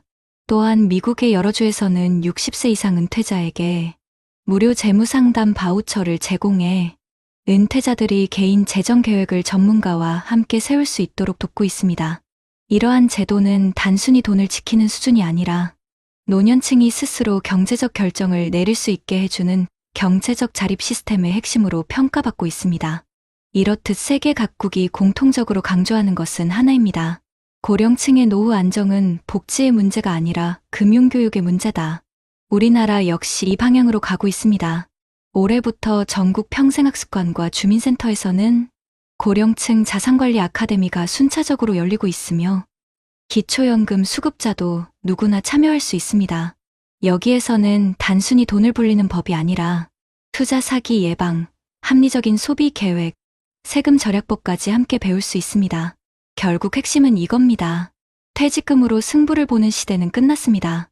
이제는 내 자산을 어떻게 안전하게 흘려보내고 어떤 구조로 평생 현금 흐름을 만들 것인가가 진짜 노후의 승부처입니다. 정부와 지자체의 제도를 적극적으로 활용하고 무엇보다 스스로 배우고 대비하는 사람만이 시장의 파도 속에서도 흔들리지 않는 노후를 맞을 수 있습니다. 그것이 바로 정혜수 씨와 한성우 씨의 갈림길, 그리고 우리 모두가 반드시 넘어야 할 인생의 두 번째 분기점입니다. 한 사람은 욕심을 쫓다 잃어버렸고 한 사람은 욕심을 내려놓고 지켜냈다. 하루의 차리, 한 번의 선택, 그 작은 갈림길에서 두 인생의 노을이 달라졌다. 여러분, 우리는 모두 같은 세월을 건너왔습니다. 가정을 지키고 자식을 키우며 일터에서 버티고 그렇게 평생을 달려온 세대입니다. 그런데 인생의 마지막 문턱, 퇴직 이후의 시간 앞에서 누군가는 흔들리고 누군가는 웃음을 지었죠. 정혜수 씨는 퇴직금 1억 5천만 원을 손에 쥐고 이 돈으로 노후를 바꾸겠다는 열망으로 시작했습니다. 하지만 불안이 그를 이끌었고 욕심이 그를 무너뜨렸습니다. 그래프의 숫자가 그의 마음을 지배했고 계좌의 색깔이 그의 하루를 결정했습니다. 그는 돈을 벌기 위해 투자했지만 결국 가장 소중한 마음의 평온을 잃었습니다. 반면 한성우 씨는 같은 세대, 같은 은퇴자였지만 조용히 신문을 펼치며 하루를 시작했습니다. 그는 단 한 번도 한 방을 꿈꾸지 않았습니다. 나는 내 노후를 불리는 게 아니라 지킨다. 그 한마디가 그의 인생을 바꿨죠. 그는 숫자 대신 시간을, 수익 대신 사람을 믿었습니다. 그 결과 그의 계좌엔 큰 수익이 없었지만 그의 얼굴엔 잔잔한 미소가 남았습니다. 여러분, 인생의 성공은 더 많이 가지는 데 있지 않습니다. 끝까지 잃지 않는 마음, 그리고 오늘을 감사히 바라보는 시선에 있습니다. 우리가 지켜야 할 것은 통장 잔고가 아니라 그 잔고를 채우기 위해 흘린 세월의 의미 아닐까요? 이제는 물어봐야 합니다. 나는 무엇을 지키며 살고 있는가? 우리는 자식에게 좋은 집을 물려주는 부모가 아니라 삶의 지혜를 물려주는 어른이 되어야 합니다. 노후의 성공은 돈이 아니라 평온한 마음의 구조를 세우는 일입니다. 정부의 제도와 지자체의 도움도 있지만 그보다 더 큰 힘은 우리 스스로의 선택에 있습니다. 불안할 때 멈추는 용기, 모르겠을 때 배우는 겸손, 그리고 욕심 대신 나눔을 택하는 마음. 그 세 가지가 여러분의 노후를 가장 단단하게 지켜줄 겁니다. 정혜수 씨의 방 안에는 아직도 낡은 주식책이 남아있고 한성우 씨의 거실에는 신문과 손자의 웃음이 있습니다. 한 사람은 과거를 붙잡았고 다른 한 사람은 오늘을 품었습니다. 그리고 그 차이는 행복이라는 이름으로 갈렸습니다. 이제 우리의 세대가 만들어야 할 노후는 더 이상 숫자와 경쟁의 시대가 아닙니다. 우리가 진짜 바꿔야 할 건 마음의 온도입니다. 불안 대신 평안으로, 조급함 대신 여유로, 비교 대신 감사로 하루를 채워보세요. 여러분, 부디 기억하셨으면 합니다. 돈은 잃어도 다시 벌 수 있지만 마음이 무너지면 인생이 무너집니다. 그리고 그 마음을 다시 세우는 건 사람입니다. 함께 웃고, 함께 걱정해주는 가족, 친구, 이웃이 곧 여러분의 가장 든든한 연금이 될 것입니다. 이제는 우리 모두가 그 길을 걸었으면 좋겠습니다. 누구보다 열심히 살아온 세대. 이제는 벌기보다 누리기를 배워야 할 때입니다. 내일의 불안보다 오늘의 햇살을 바라보며 마지막까지 따뜻한 사람으로 기억되는 삶. 그게 진짜 성공한 노후 아닐까요? 이 영상을 보고 계신 여러분, 혹시 지금 마음 한켠이 흔들리고 계신다면 잠시 멈춰서 하늘을 한번 올려다보세요. 오늘도 여러분의 삶은 여전히 빛나고 있습니다. 돈이 아니라 당신이 살아온 시간 자체가 재산입니다.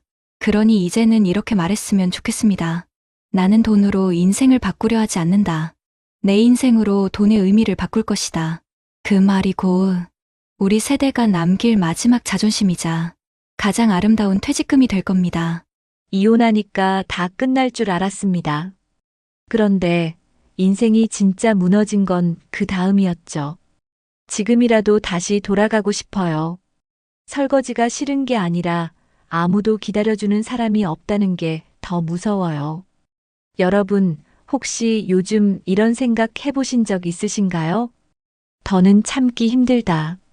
이 결혼 생활, 이제 끝내야겠다. 혹은 내 인생도 좀 살아보고 싶다고요? 서울 근교에 사는 62세 김영수 씨는 3년 전 아내와 이혼했습니다. 이제는 자유다라는 생각에 TV도 새로 사고 냉장고에 맥주도 채워 넣었죠. 하지만 그 자유는 오래가지 못했습니다. 혈압이 오르고 당뇨가 심해지고 몸이 아파도 병원에 같이 가줄 사람이 없었고 퇴근 후 텅 빈 집에 돌아와 전자레인지에 데운 혼밥을 먹으며 내가 이러려고 이혼했나라는 생각이 매일같이 들었다고 합니다. 실제 통계에서도 60대 이상 이혼자의 자살률이 기혼자의 3배 이상이고 이혼 후 경제력 상실, 자녀와의 거리감, 외로움은 고독사 확률을 5배 이상 높인다는 연구 결과도 있습니다. 게다가 혼자 살아가는 남성 노인의 10명 중 7명은 삶이 외롭고 버겁다고 답했습니다. 여러분, 이혼 정말로 준비되셨나요? 정말 혼자가 편할까? 라고 묻기 전에 이 외로움 내가 감당할 수 있을까? 부터 물어봐야 합니다. 이미 수만 명의 이혼자들이 입을 모아 말합니다. 내가 가장 후회하는 건 혼자 남겨진 그 순간이었다고요. 지금부터 함께 이야기 나눠보겠습니다. 이 영상 끝까지 보지 않으면 당신이 지금 고민하는 이 선택, 어쩌면 평생을 후회하게 될지도 모릅니다. 본격적인 영상 시작 전에 구독과 좋아요는 영상 제작에 정말로 큰 힘이 됩니다. 또한 오늘의 영상에는 위에 말씀드린 내용과 관련된 대한민국에서 일어나고 있는 비참한 사례 한 가지와 그와 반대되는 사례를 소개해드리겠습니다. 여러분들이 다 들어보시고 어느 쪽이 내가 원하는 노후의 인생인지 생각해보시는 시간이 되시기 바라겠습니다. 윤정호 씨는 올해 65입니다. 경기도 화성의 중견기계 부품 업체에서 34년간 일했고 부장 자리에서 퇴직했습니다. 정년 퇴직 후 받은 퇴직금은 2억 7천만 원. 큰 돈은 아니지만 아이들 결혼은 끝냈고 아내와 둘이 소박하게 살면 될 줄 알았습니다. 하지만 부부 사이는 오래전부터 좋지 않았습니다. 말이 안 통했고 아내는 윤 씨의 퇴직 이후 집에서 하루 종일 함께 있는 것이 힘들다며 우린 이제 남남처럼 살고 있다는 말을 자주 하곤 했습니다. 결국 작년 봄 윤 씨는 아내와 협의 이혼을 했습니다. 두 사람 모두 아이들에게 부담 주고 싶지 않다며 쿨한 척 했지만 막상 홀로 원룸 전셋집에 들어앉은 첫날 윤 씨는 아무 말도 없이 TV만 쳐다봤다고 합니다. 이혼 후의 생활은 예상과 달랐습니다. 혼자 밥 먹는 건 괜찮겠지라고 생각했지만 그건 착각이었습니다. 밥솥에 쌀을 씻고 김치를 덜고 계란 하나를 굽는 그 짧은 과정이 윤 씨에겐 낯설고 피곤한 일이었습니다. 한 번은 김치를 꺼내려 냉장고를 열었는데 반찬통 안에 있던 나물 무침에 곰팡이가 가득 피어 있었습니다. 며칠 전 사온 건데 왜 벌써 이래? 라며 꺼내 들고 보니 김치통도 고추장도 나물도 하나같이 상해 있었습니다. 방 안은 시큼한 냄새로 가득 찼고 윤 씨는 음식물 쓰레기 봉투를 들고 한밤중에 밖으로 나섰습니다. 그날 이후 윤 씨는 밥을 해 먹는 걸 그만뒀습니다. 대신 편의점 도시락과 컵라면, 냉동식품으로 끼니를 때우기 시작했죠. 하지만 문제는 또 있었습니다. 며칠 전 이가 시큰거려 가까운 치과에 갔더니 의사가 말하길 치주염이 심해서 틀니까지 고려하셔야 할 수도 있다는 소견이었습니다. 혼자 지내며 식습관이 엉망이 되자 건강이 서서히 무너지고 있었던 겁니다. 아무도 챙겨주는 이 없는 일상. 윤 씨는 그제야 아내가 해준 반찬, 식탁 위 따뜻한 국 한 그릇에 소중함을 실감했다고 했습니다. 문제는 건강뿐이 아니었습니다. 경제적인 부분도 점점 위태로워졌습니다.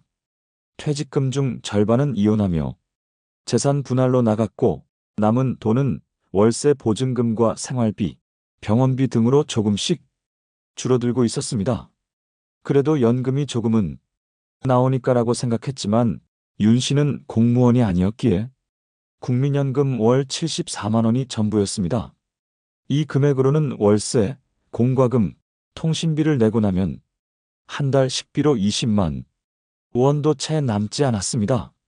아이들에게는 이혼했다는 사실을 숨겼습니다. 엄마랑은 성격이 안 맞아서 좀 떨어져 살기로 했다고 둘러댔지만 자녀들 역시 윤 씨를 예전만큼 챙기지 않았습니다. 설날에도 요즘 애들이 다 바쁘잖아요 라며 연락 한 번 없었고 명절에 혼자 편의점에서 햇반을 데워 먹던 그날 윤 씨는 내가 왜 이혼했을까라는 생각을 하루에 20번도 넘게 했다고 합니다. 이혼 후 1년, 윤정호 씨는 주변 사람들과의 연락도 자연스럽게 끊겼습니다. 부부였을 땐 아내와 함께 모임에도 가고 동창회에도 얼굴을 비췄지만 이혼한 이후부터는 혼자 왔다는 시선이 어쩐지 부담스러웠습니다. 요즘 형수님은요? 라는 질문에 괜히 얼버무리고 자리를 피한 날이 2번, 3번 반복되면서 결국엔 나가지 않게 되었습니다. 이혼 소식은 동네에 퍼졌고 어느 날 시장에서 마주친 지인은 이렇게 말했다고 합니다. 아이고, 혼자 사신다면서요. 와이프랑 참 잘 어울리셨는데 참 안타깝네요. 그 짧은 말이 그렇게 무겁게 가슴에 내려앉을 줄 몰랐습니다. 더 이상 누가 전화를 해오는 일도 문 앞에 반찬을 놓고 가는 이도 없었습니다. 사람들과의 대화는 고작 편의점 알바생의 봉투 필요하세요? 가 전부가 됐습니다. 가끔 자녀들이 연락을 하기도 했습니다. 하지만 대부분은 아빠 괜찮지? 돈 필요한 건 없지? 같은 형식적인 대화였습니다. 정작 밥은 잘 챙겨 먹고 있어? 라는 말은 들은 기억이 없다고 윤 씨는 말했습니다. 정확히 기억나는 날이 있다고 했습니다. 그날은 일요일 저녁이었고 미리 사둔 반찬을 꺼내려고 냉장고를 열었을 때였습니다. 열흘 넘게 된 무생채, 상한 콩나물, 까맣게 물든 시금치 무침.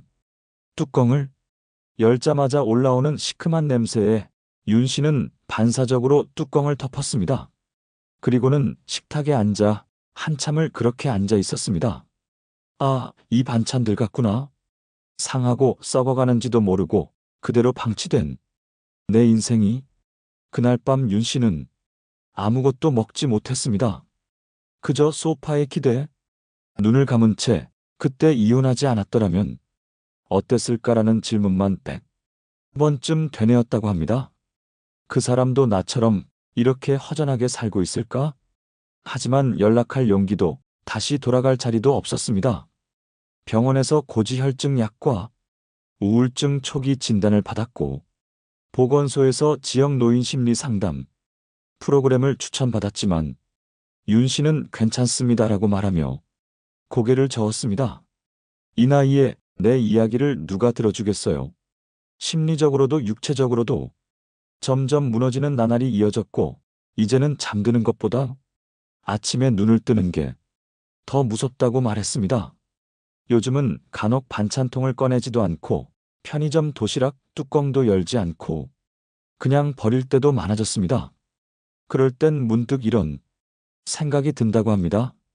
누가 내 문을 열고 들어와서 그 곰팡이 핀 반찬들 좀 치워줬으면 좋겠다. 그리고 밥 먹자고 같이 앉아주기만 해도 좋겠는데. 윤정호 씨의 삶은 특별하지 않습니다. 2025년 대한민국 65세 이상 이혼 남성의 절반 이상이 극심한 외로움과 경제적 불안정을 겪고 있다는 통계가 있습니다. 혼자 살며 심리적으로 고립된 이들이 정신과 치료를 받는 경우도 매년 증가 추세이며 노년층 자살률도 결혼 상태와 강하게 연관된다는 연구도 나왔습니다. 하지만 윤 씨처럼 대부분의 사람들은 도움을 요청하지도 말하지도 않습니다. 이유는 단순합니다. 지금 와서 뭐 어쩌겠어요? 그 말 속엔 체념과 후회가 함께 들어 있습니다. 누군가는 말합니다. 결혼 생활이 지긋지긋하다고 배우자를 더는 견딜 수 없다고.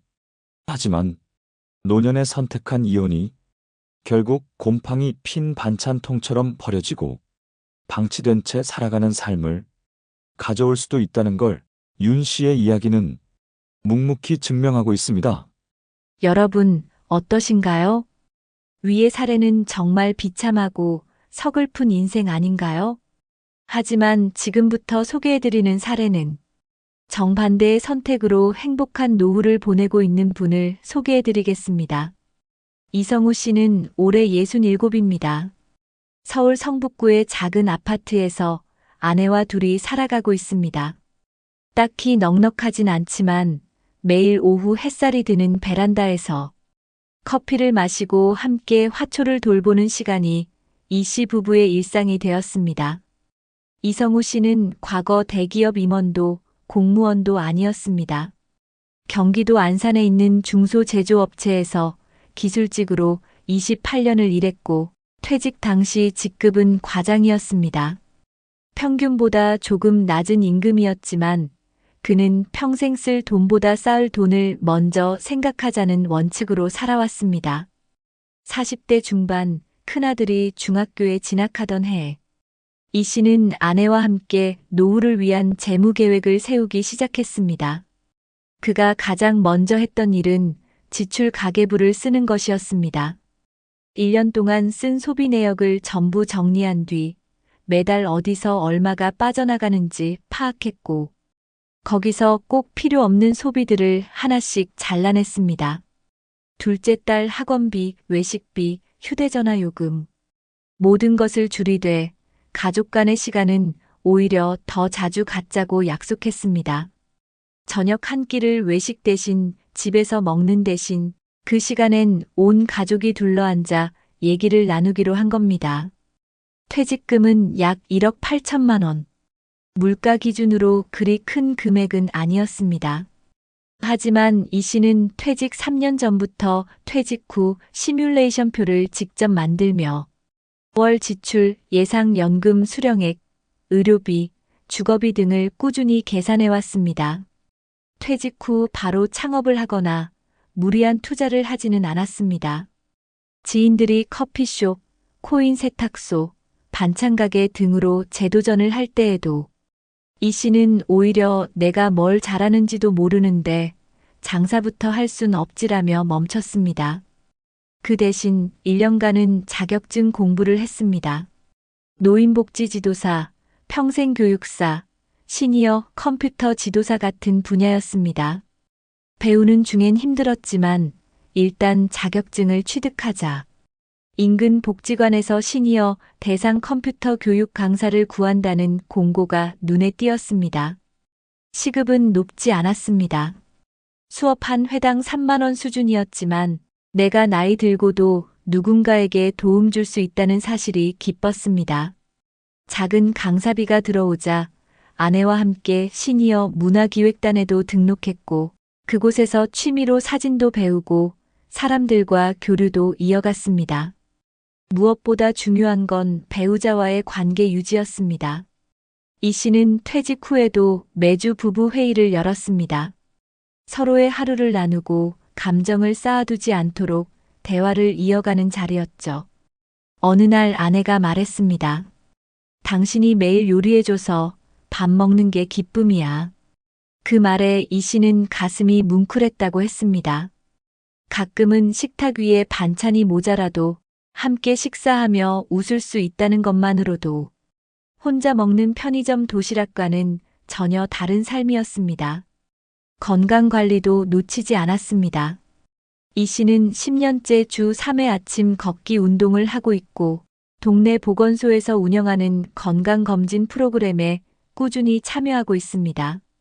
혈압, 혈당, 콜레스테롤 수치를 3개월마다 점검하며 몸에 이상이 생기기 전 예방하려는 습관이 자리 잡혔습니다. 자녀들과의 관계도 변함없습니다. 큰아들은 타지에 살고 있고 둘째 딸은 결혼해 부산에 거주 중이지만 매주 영상 통화를 통해 안부를 묻습니다. 명절에는 자녀 부부가 집에 찾아와 손수 밥상을 차려주며 아빠, 엄마처럼 살고 싶어요. 라는 말을 건넸습니다. 최근엔 이 씨가 운영하는 유튜브 채널이 있습니다. 노후를 잇는 사람들이라는 이름으로 자신의 노후 준비 과정, 퇴직 후 일상, 배우자와의 대화 노하우, 건강관리 팁을 나눕니다.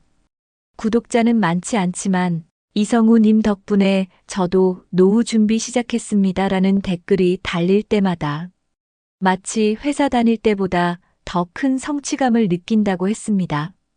이 씨는 이런 말을 자주 합니다. 노후는 젊을 때보다 빠르게 변합니다. 하루하루가 내 선택의 결과이죠. 그 선택을 미루지 않는 사람만이 진짜 인생 2막을 맞이할 수 있어요. 이성우 씨의 삶이 특별해서 가능한 일이었을까요? 아닙니다. 그는 가진 게 많지 않았지만 준비와 관계, 그리고 포기하지 않는 습관을 선택했습니다. 그는 곰팡이 낀 반찬이 아닌 매일 정갈하게 정리된 식탁 위에서 오늘도 맛있게 먹자는 말로 하루를 시작하고 있습니다. 그리고 그 식탁 옆엔 그의 손을 꼭 잡고 앉은 평생의 동반자가 함께 있습니다. 그렇다면 실제로 이혼이나 은퇴 후에 윤정호 씨와 같은 삶을 사는 사람들이 얼마나 많을까요? 통계는 그 현실을 더 분명하게 보여줍니다. 2025년 현재 대한민국 통계청에 따르면 60세 이상 남성 독거 가구의 비율은 20년 전보다 2배 이상 늘어났고 이들 중 70%가 이혼을 경험한 뒤 혼자 사는 경우였습니다. 특히 그들 중 절반 이상은 주 5일 이상 혼잣말을 한다고 답할 정도로 외로움이 일상화되어 있다고 합니다. 고립감은 단순히 마음의 문제로 그치지 않습니다.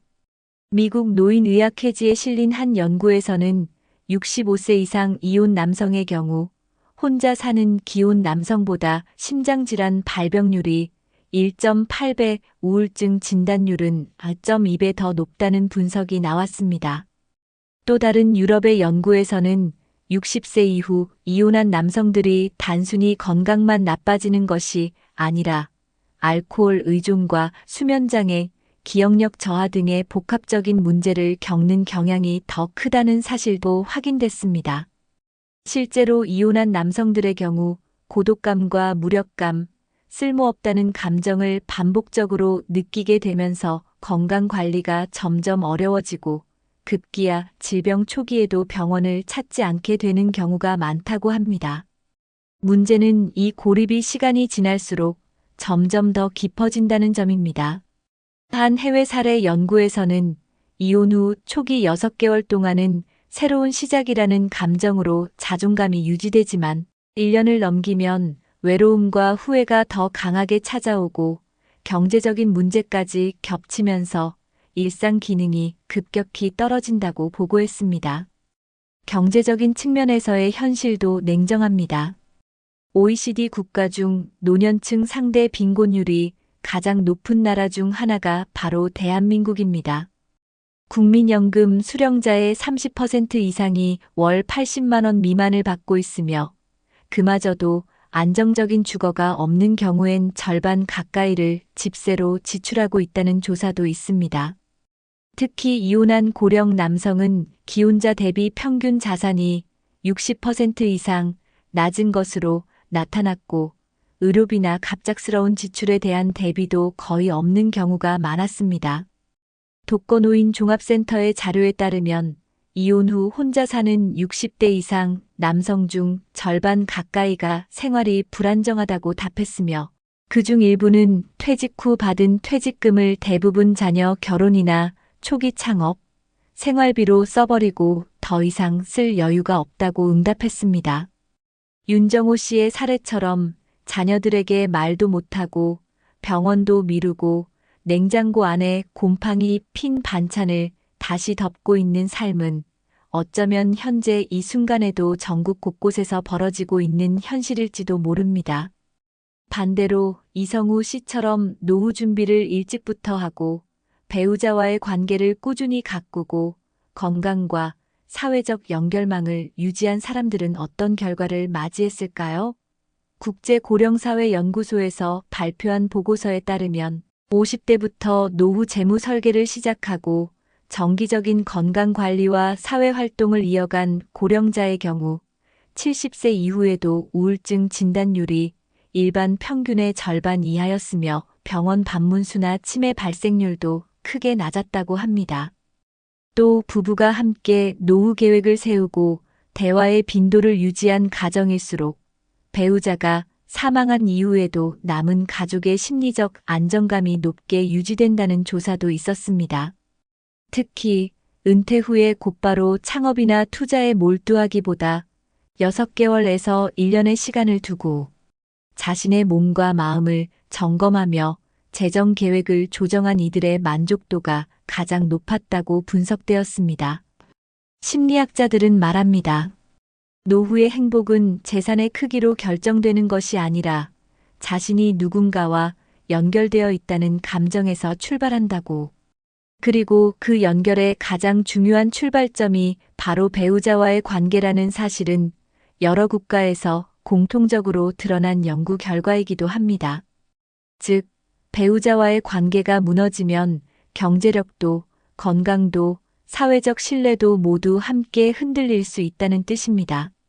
실제로 미국에서 실시된 65세 이상 고령자 추적 조사에서는 배우자의 죽음보다 이혼이 건강 악화에 미치는 심리적 충격이 더 길게 지속된다는 분석도 있습니다.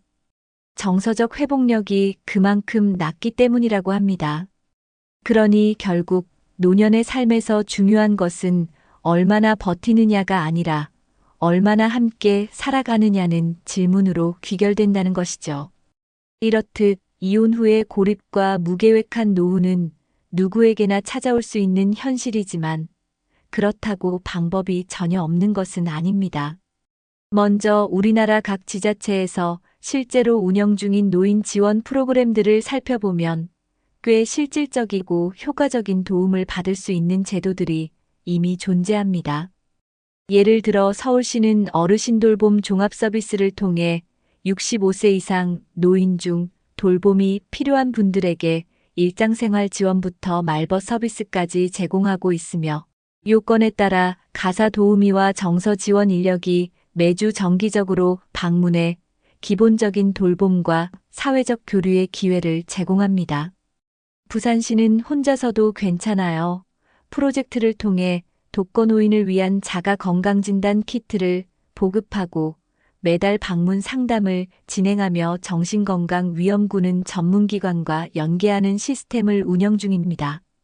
이와 함께 대전은 시니어 기자단을 운영해 은퇴한 고령자들이 자신들의 삶을 콘텐츠로 기록하고 지역 커뮤니티와 연결될 수 있도록 돕고 있고, 광주시는 노인복지관과 연계해 매달 정서치유 집단 상담을 무료로 진행하며 우울감이 심한 노인을 대상으로는 1:1 전문 상담도 지원합니다. 이러한 프로그램은 단순히 제도가 있다는 수준에 그치지 않고 실제로 참여자들의 자살 예방 효과나 인지기능 개선, 삶의 만족도 향상에 긍정적인 영향을 미치고 있다는 분석 결과도 다수 발표된 바 있습니다. 한 정신건강 관련 전문가는 말합니다. 이혼 후 혼자 남겨졌을 때 무엇보다 중요한 건 다시 관계망 안으로 들어가는 일이다. 그리고 그 출발점은 지역사회 자원 활용이 될 수 있다고요. 특히 서울 경기권 지자체 대부분은 최근 1인 가구 노인 증가세에 따라 마을 단위 단톡방 개설, 주 1회 공용 식사 모임 운영, 낯선 이와의 대화 프로젝트 등 다양한 소규모 모임 기반 커뮤니티 서비스를 실험적으로 확장하고 있는 중입니다. 이러한 모임은 기존 가족이 없어도 새로운 인간관계를 형성할 수 있도록 설계되어 고립감을 완화하는 데 도움을 주고 있으며 실제로 참여한 노인의 70% 이상이 삶에 활력이 생겼다고 응답한 바 있습니다. 국내뿐 아니라 해외에서도 이와 유사한 문제에 대응하기 위한 제도들이 활발히 운영되고 있는데요.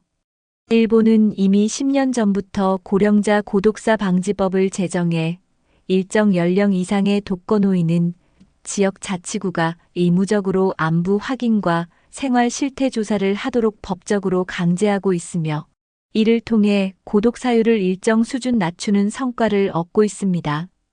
또한 독일에서는 시니어 커뮤니티 홈 정책을 통해 혼자 사는 노인을 한 아파트 단지 내에 모아 공동 식사, 공동 건강관리 프로그램을 운영하며 복지사와 의료진이 삼주하여 정서적 고립을 사전에 차단하고 있습니다. 이들은 단순한 거주시설이 아닌 고령자 스스로 공동체 안에서 역할을 가지고 살아갈 수 있게 하여 자존감을 유지하는 데도 초점을 맞추고 있습니다. 국내에서도 이 같은 모델을 참고해 혼밥 지원형 공공주택, 중장년 공유하우스 등의 개념이 등장하고 있으며 국토교통부와 복지부가 공동으로 파일럿 프로젝트를 진행 중입니다. 결국 전문가들이 입을 모아 강조하는 바는 같습니다. 노후는 혼자 준비하는 것이 아니라 함께 살아가기 위한 구조를 만드는 일이다. 따라서 현재 이 영상을 보고 계신 분들도 이혼이라는 결정을 하기 전 반드시 지역사회 복지자원과 정부의 지원제도 그리고 본인의 감정과 관계망을 정리할 수 있는 회복의 가능성을 먼저 확인해 보시길 권합니다. 노후는 생각보다 길고 고립은 생각보다 빠르게 다가옵니다. 지금은 늦었다고 생각해도 실은 지금이 가장 빠른 시간일 수 있습니다.